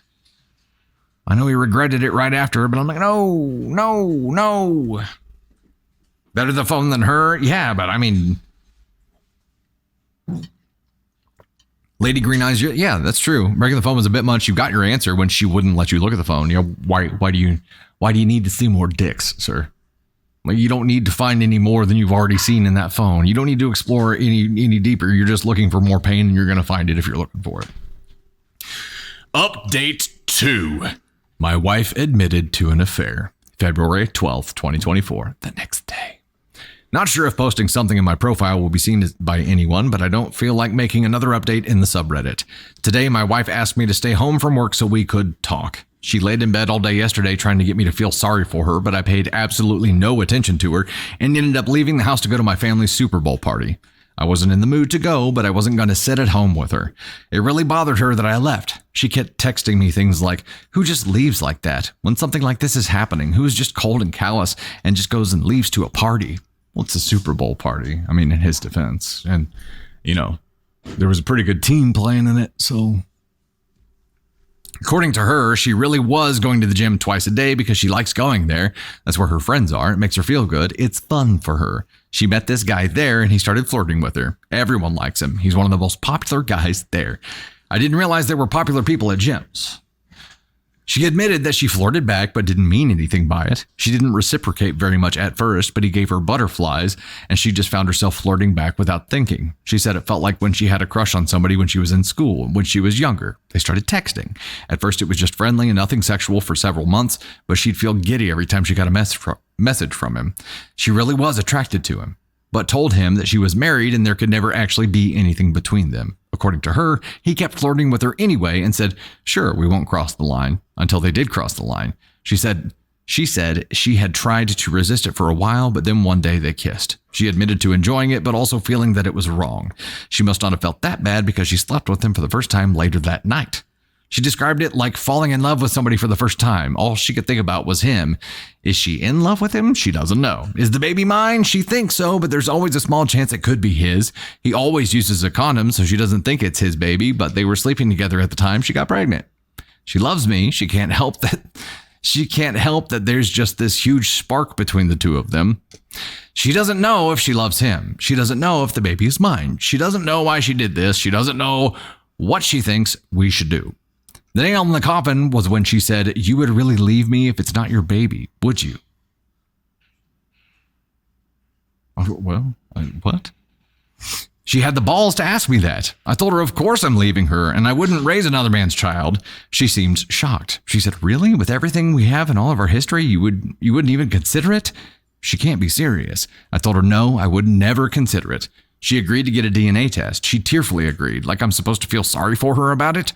I don't know who this woman is. She was crying the whole time, but not tears of an ashamed or sorry person. They were tears for herself and are meant to try to make me feel bad. Feel bad for what? That her heart is apparently so torn? Okay, here's some relevant comments and additional info on the info. That's where I'm at, ladies and gentlemen. A word as simple as info is now info. Relevant comments and additional info. Original OP, she's ruined my life, but I just feel numb right now. I barely feel anything at the moment. It would have been bad enough for her to have an affair and cheat on me, but she couldn't have stopped when she found out she was pregnant. At least I could have walked away if it wasn't for this pregnancy. Maybe I still can, but I won't know for sure until I get some test results. She's almost positive the baby is mine. I'm stuck dealing with her forever then. My child will grow up with divorced parents. Their mom will be the gym bike. Maybe she'll even take off to live near her family and take my kid with her. Oh, but then she couldn't be near the guy who gives her butterflies and F's her in the gym changing rooms. The thrill, the excitement. How can I even blame her? She's ruined fatherhood for me, whether this is my kid or not. If by some chance this isn't my baby and I'm able to completely break free, how will I not think of this one day when I start my family? I was so effing happy to have this baby with her. I was really excited, even though we hadn't planned for it right now. We have names picked out. I've been there for everything, and now she does this to me. Not only me, but this poor kid, regardless of who their father is. Relevant comments, original OP. She's saying, I'll never go back to the gym again. I'll never talk to him again, but she can't say whether she's in love with him or not. What kind of idiot does she think I am? Commenter, she still thinks there is hope to save your relationship? Original OP, yeah, I believe she still thinks there's a chance I'll agree to raise another man's child with her. She doesn't take me seriously when I say there's no way I'd do that. She's dependent on me. She probably wouldn't leave me if I knocked somebody else up and wanted her to play mommy. I know that sounds terrible, and it's not.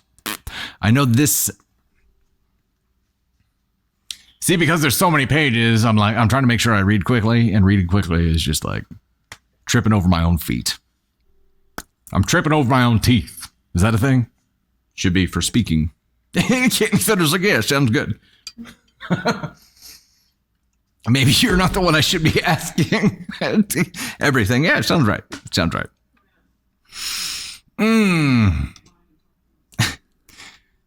I know that sounds terrible and it's nothing I'd ever do, but I feel like she'd be mad and she'd go screw somebody else to get back at me. But she probably would be too scared to actually leave me.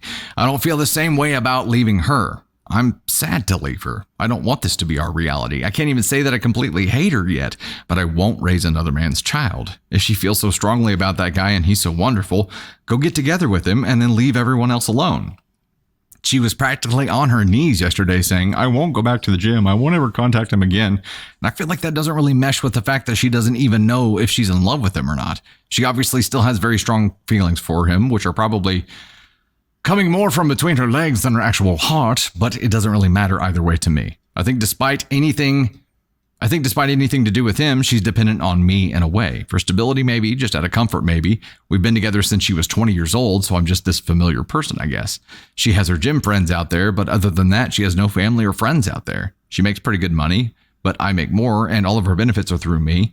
Even with her good salary, it would be difficult to survive on her own as a single mom here with all of the daily living expenses, or at least live anywhere near the level she wants to live at.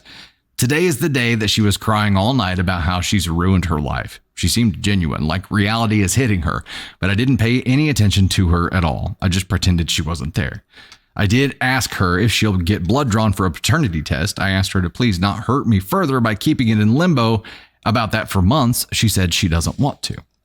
Original OP on if he got a lawyer and if he ever met the AP. I'm meeting with a lawyer next week and we'll see what they advise. How could she parade me around when I've never been allowed to go to her gym? I've met two of the people, a slightly older married couple. Yes, I met the AP. Last summer, he called her because he was drunk at a bar and couldn't drive home. So he called her to come get him. I didn't think it was a good idea for her to go pick up somebody that late at night, so I went with her. Oh no! Oh no!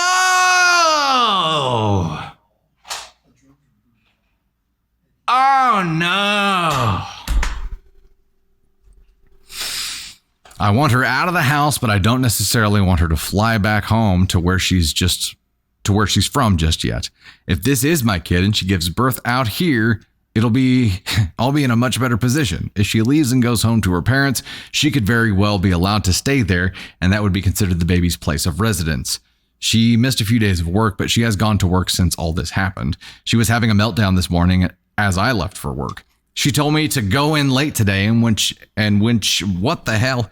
Sorry, words. She told me she had to go in late today, and when she got there, everybody was making her food and tea and stuff. She obviously didn't tell them what really happened. How long the affair was happening, she claims they've been sleeping together since the summer. That's just what she claims, of course. Okay, we have got another update. At least one. This is a journey. But I think we can say right now that OP is done. He's done with her. He's waiting to see how he's going to be attached to her. And I wish he didn't say, I refuse to raise another man's baby. Like, that's not where your feelings are. Your feelings are you refuse to stay with her because she has cheated on you. I mean, I understand his ire, but everything he's saying is he's just done. Any feelings he had for her are gone now. He's indifferent. He is indifferent about her. He's indifferent. Oh, we had a poll going? What was the poll? Is OP the daddy? No Way has won here. 22-8. We're about to find out, I think. I hope. All right, here's the next update. Hi, Jerry Springer. My wife is moving in with her AP. They're in love. February 22nd. What? That was 11 days later? She goes from, I'll never talk to him again, I'll never go back to that gym, to 11 days later, I'm moving in with him and we're in love. Okay. My life has been reduced to a trashy daytime talk show. The woman who was once my wife, who I considered a classy woman, has turned into a complete trailer trash. Today, she announced that she's moving in with her affair partner from the gym. She's pregnant, might be his kid, might be mine. She's too embarrassed to go get blood drawn for a paternity test. So her pride is preventing you from knowing if that baby is yours or not? Oh boy. She spent about a week trying to get my attention, to get me to talk to her, to get me to beg her to be mine.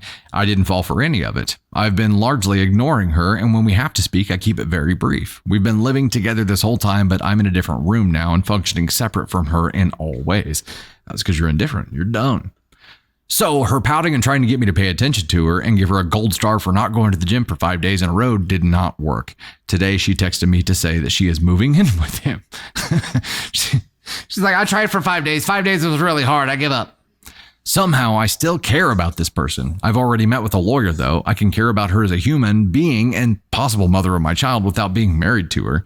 Still, it stung to hear her say that she was going to be with him. I told her it wasn't a smart move and to leave the house. I told her it wasn't a smart move to leave the house. I've even told her that she could probably meet with a lawyer. She doesn't care about anything I have to say. I don't think she needs to move in with anybody. I actually feel bad for her that she can't just be on her own. I asked her if he actually knew she was pregnant and wanted to know what story she's been telling him this whole time. She said he knows and he doesn't care if it's my baby. He loves her and he wants to be with her. Bizarre. You can't find anyone else, somebody who isn't a married pregnant woman? Why would you take that on? Doesn't make sense to me. He's scum, but he's good-looking scum who apparently is gainfully employed and owns his own home, so you can't tell me that my married pregnant wife is your only option here. I just can't imagine being a single guy like that and wanting to put up with this baggage when I could have other options. And if this really is my baby, then what? They'll live with my wife and this weasel 50% of the time? You don't have any control over that, sir. I don't know how my life turned into this mess, and she thinks it's embarrassing to go get blood drawn. My wife has agreed to a paternity test February 29th. Oh, this is another update. This is 7 days later. So 7 days later, my wife has agreed to a paternity test. My wife moved in with her AP last weekend. She didn't take very much at all. Most of her stuff is still in her house. I still get the feeling she was just waiting for me to beg her to come home, but I didn't reach out to her at all after she left. It was a strange mixture of relief, anger, and sadness. I don't think I ate until last night. Just never felt hungry. Drank a little too much, but I'm fine. I'm posting this update because I've received a ton of messages from people, and honestly, it's emotionally draining to respond to each one and to have to type the same stuff out. I just don't feel like talking about her that much. So this morning she texted me to say her AP wants to get a DNA test done, so she's going to do it. Look at that. Didn't matter when I wanted one, but now that he has requested it, she suddenly thinks it's a great idea. She asked if I wanted to submit a sample because it'll be cheaper to have two dads tested as a part of one package. I don't even care about the cost at this point. I just want an answer. I don't have to see or interact with them at all. I just have to make my own appointment with the lab and go get my cheeks swabbed. So this Saturday, I'm going to do that, and we should have the results within a week. I'll take what I can get at this point because it's better than her dragging this out for another 20 weeks. So that's it. I'm fine. I'm going to work every day, trying to function, just feel stuck in limbo. I miss her. Honestly, I hate that she's there with them. It makes me sick. Part of me does want to beg her to come home. It'll be even worse if I find out that it is my baby, that she's there with him. Unless he drops her at that news. I won't let myself beg her. I won't play any of those games with her. Oof. Still more. There's still more. Holy moly. Relevant. Will you remind people that spoilers will be muted? Oh yeah. Reminder, spoilers will get muted. Why would you do that? It's happened 5 times. 5 times? Come on, guys. What do you think we're doing here? Why would you jump in and spoil? Okay. Yeah, you'll get muted. And if you do it more than one time, you'll get booted. Don't get muted. Don't get booted. Just don't do it. We are at 960 at 2K on the Finger Hearts for a Caden Thunder appearance, which we're after 5. We're still going. We're still going. This is the story that never ends, and you can read with all your friends. Oh, okay. Relevant comments and updates, March 8th, 2024. All right, we're moving forward here. Comment, have you gotten the paternity test results? Original OP, at 11 o'clock this morning, I got the news that I am the father. I feel incredibly conflicted right now. Comment, is she asking to come back home, or is she still planning on staying with the other guy? Regardless, this is a rough situation. I'm sorry for you, bro. Original OP, we haven't talked. Comment, understandable, but I think that you should try and set up a meeting with her somewhere public to discuss the pregnancy and the future in general with her. Whether or not your marriage is going to end, the kid is still going to be a big part of your lives, so it would be best to see where both of you stand in that regard. Also, I recall you saying earlier that you think your wife would listen to what her affair partner would say to her, or something similar to that. So now that it's not his kid, I would be concerned about him pressuring her into getting an abortion. So I think you really should talk to your wife about your unborn child and whatnot. Original OP, we definitely do need to talk, but I got the news in the middle of a workday, so I wasn't in the mood to have a full-blown conversation with her.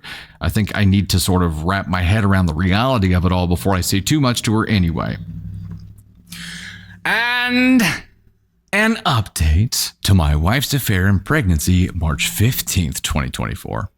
My wife has been having an affair with the guy she met at the gym for at least nearly a year. She's around 22 weeks pregnant right now. She was somewhere around 17 weeks when I discovered she was cheating. She maintained that she was positive I was the father, but then refused to get a paternity test done to ease my mind. We recently had a paternity test done at the request of her affair partner, and it proves that the baby is mine. Hey, you guys hit the gosh heck and like goal. Look at that. Look at you go. All that tapping and liking and sharing. Thank you so much. Have we seen any ranking info? 3.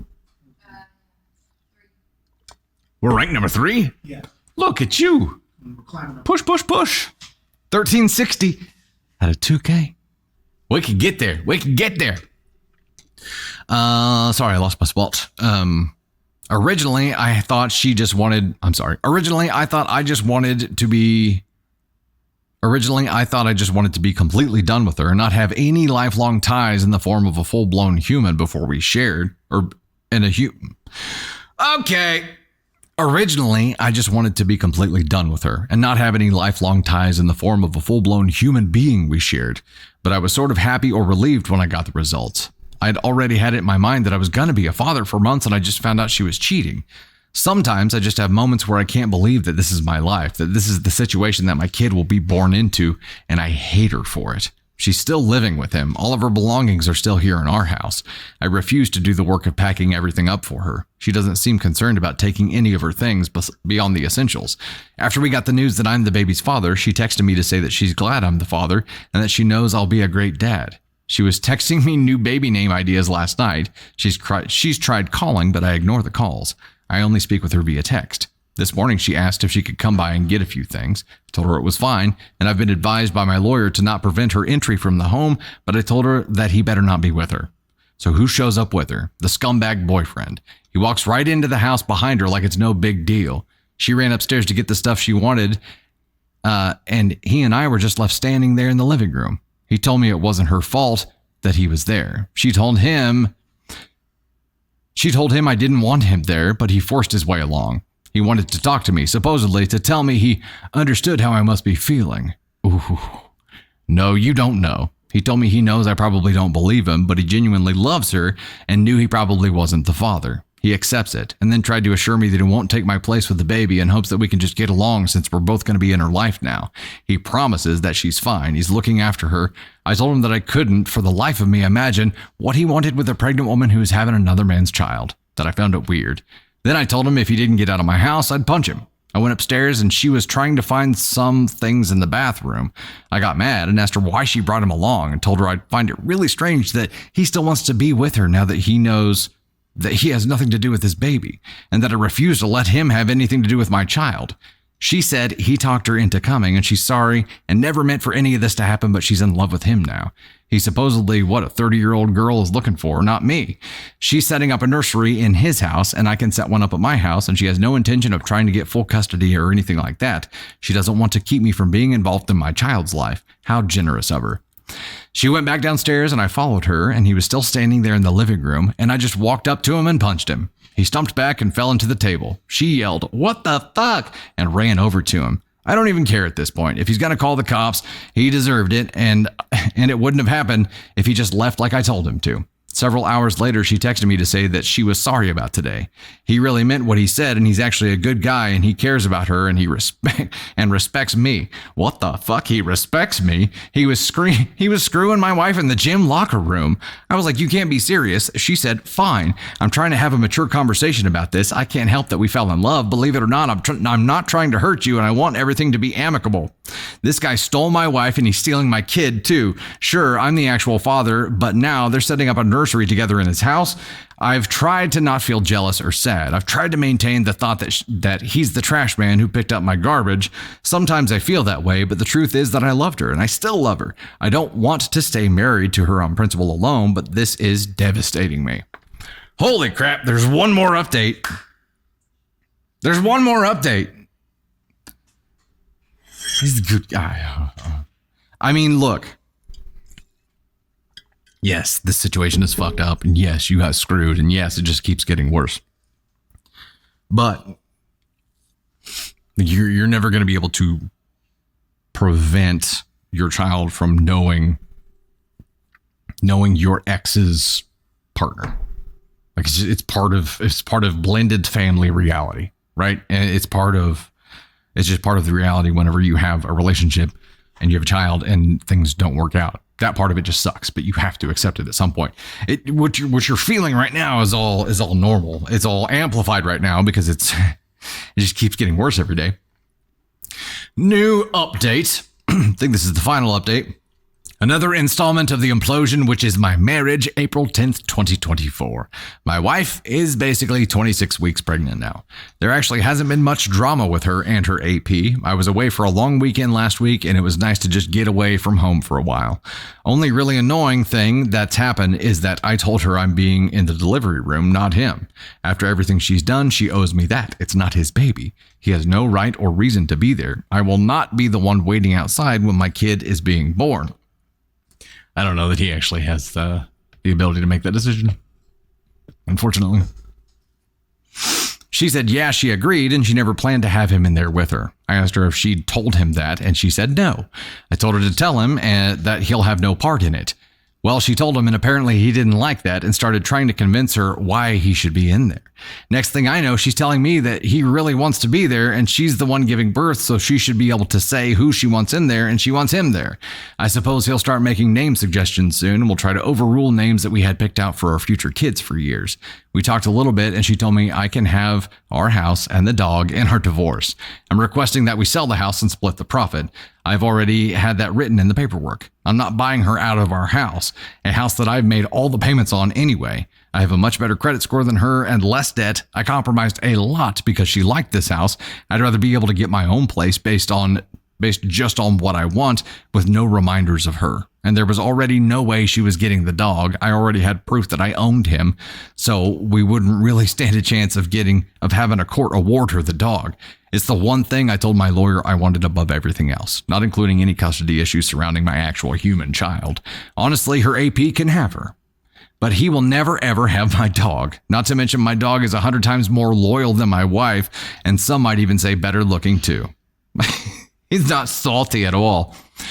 So with the idea I won't be living here in this house for much longer after the baby is born, if everything moves quickly, I decided I will still prepare a nursery here anyway, in case anyone wants to try to accuse me of not being invested or prepared for fatherhood.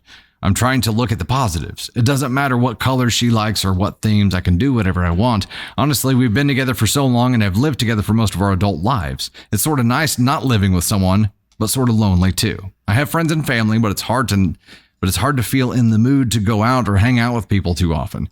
They always ask me about everything that's going on, and I just feel like I'm tired of that being the topic of conversation. I got a promotion at work, which financially would have been better had it happened after the divorce, but I'll take what I can get. I feel like I'm living in this limbo right now and have a lot of what I do is always framed around how will this affect me in the divorce. Yeah, I understand that. That sucks.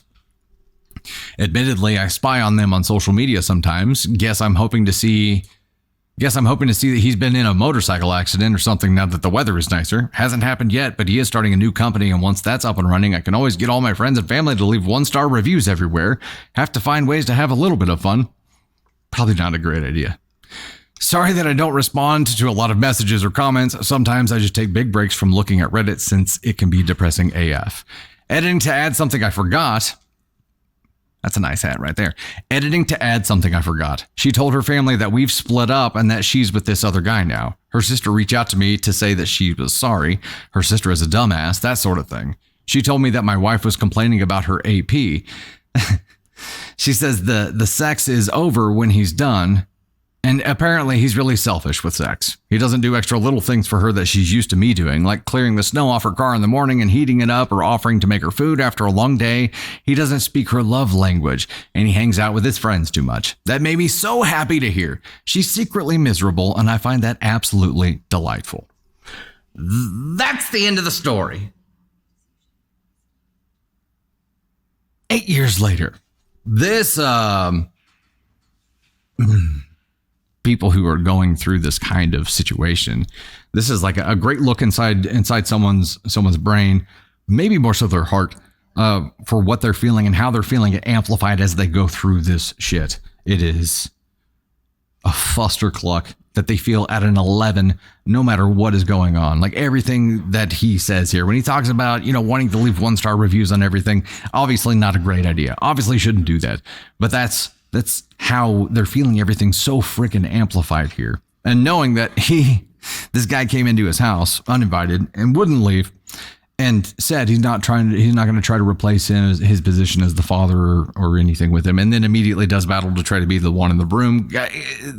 Yes, this is a fustercluck. It's going to be a fustercluck. Wanting to be petty, wanting to lash out, wanting to see them fail. Well, wanting to see them fail is the relationship fails. That's understandable. But wanting to actually do things to harm another person's livelihood or to do any kind of damage at all is a bad idea. The sooner that you can just start focusing on yourself and stop giving a shit about their happiness or what they're doing or what they're achieving, and focus on you and the life that you can provide as a father for this child, the better off you're going to be faster. It sucks that your introduction to your child in the world is going to be tainted by all of this stuff. You do not have to let this ruin the experience of being a first-time father for you. That's between you and your child, and it is up to you to create that experience. And it doesn't seem like your ex is going to prevent you from being involved there at all. Your ex is AP, who might end up becoming her husband someday. You may have a beef there right now. Those things smooth out in time.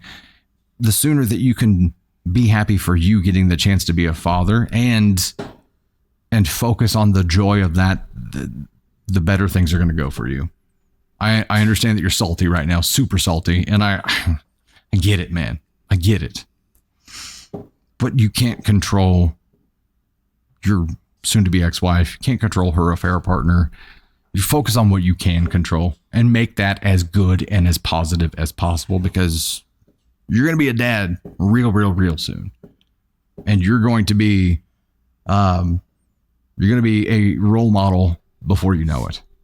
So start acting and thinking the way that you want to be as a dad. Start thinking and becoming the dad you want to be before this drowns you.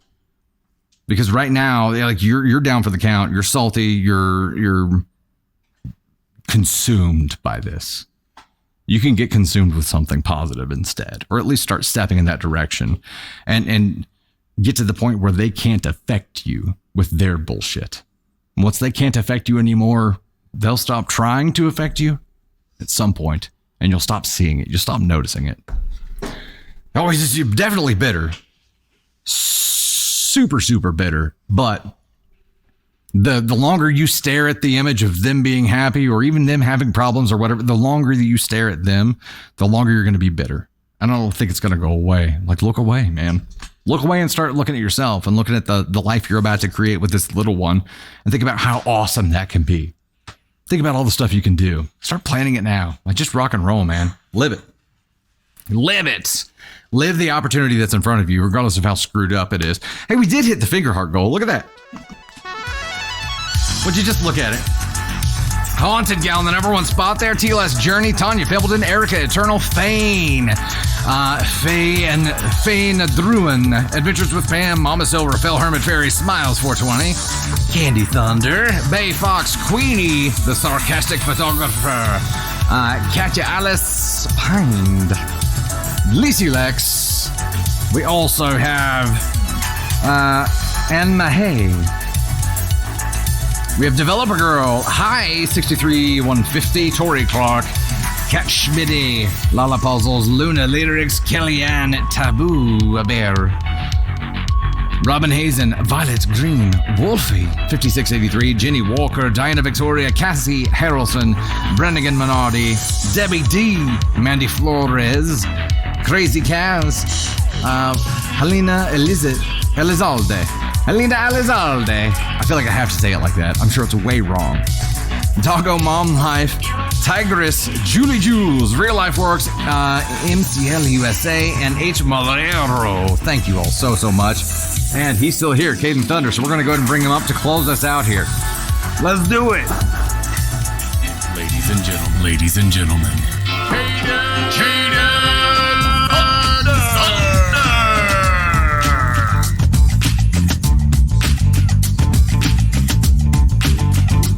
Hello. Hi guys. How's it going?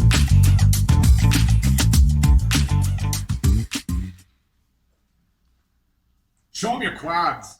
I don't have any quads. Here, I'll tell you what, while you're up here, While you're up here, you can do the outro notes. Can you go through those for us? Yeah. And Caden Thunder's going to handle the outro notes for us. And then when you're through that, you can start the music there again. Okay. And then you can use this button over here to close things down. Okay. Yeah, he's going to handle taking us out, guys. Thank you so much for hanging out with me today. I appreciate you hanging in there with me for that 20-ish page story. It was nuts. I'm going to go chug water now. All right. Our next live stream will be a multi-stream, which will be Sunday, April 21st at 9 p.m., where we will be streaming across TikTok, YouTube, and Twitch. And, of course, our weekly TikTok live will be at 3 p.m. Central next Wednesday, April 24th. Be sure to subscribe to our YouTube channel and check it out. You can find the latest Dusty Thunder podcast episodes, Thunder and Spark, Piano Man, and more exclusive content. Be sure you guys get on that. VIP live coming up in about 10-15 minutes.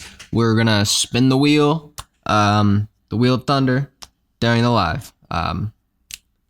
See y'all next time. put the music on. Get the music on. See y'all next time.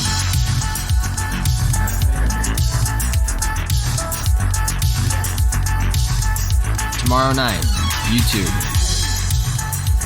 9 p.m. YouTube exclusive. Be there, be square. Be square. Thanks, Caden. Appreciate it, dude. Watch Fallout. What? There you go.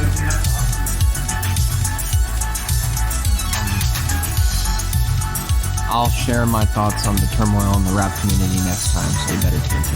There you go. You have to, music is pretty loud, so you have to talk a little bit louder. I'll share my thoughts on the turmoil in the rap community next Wednesday, so you better be sure to be there because I'm going to talk a lot. Yeah. Yeah. All right. Thanks, guys. Greatly appreciate it. We'll see you. We'll see you next time, VIPs. We'll see you here in about 10 minutes as we reset.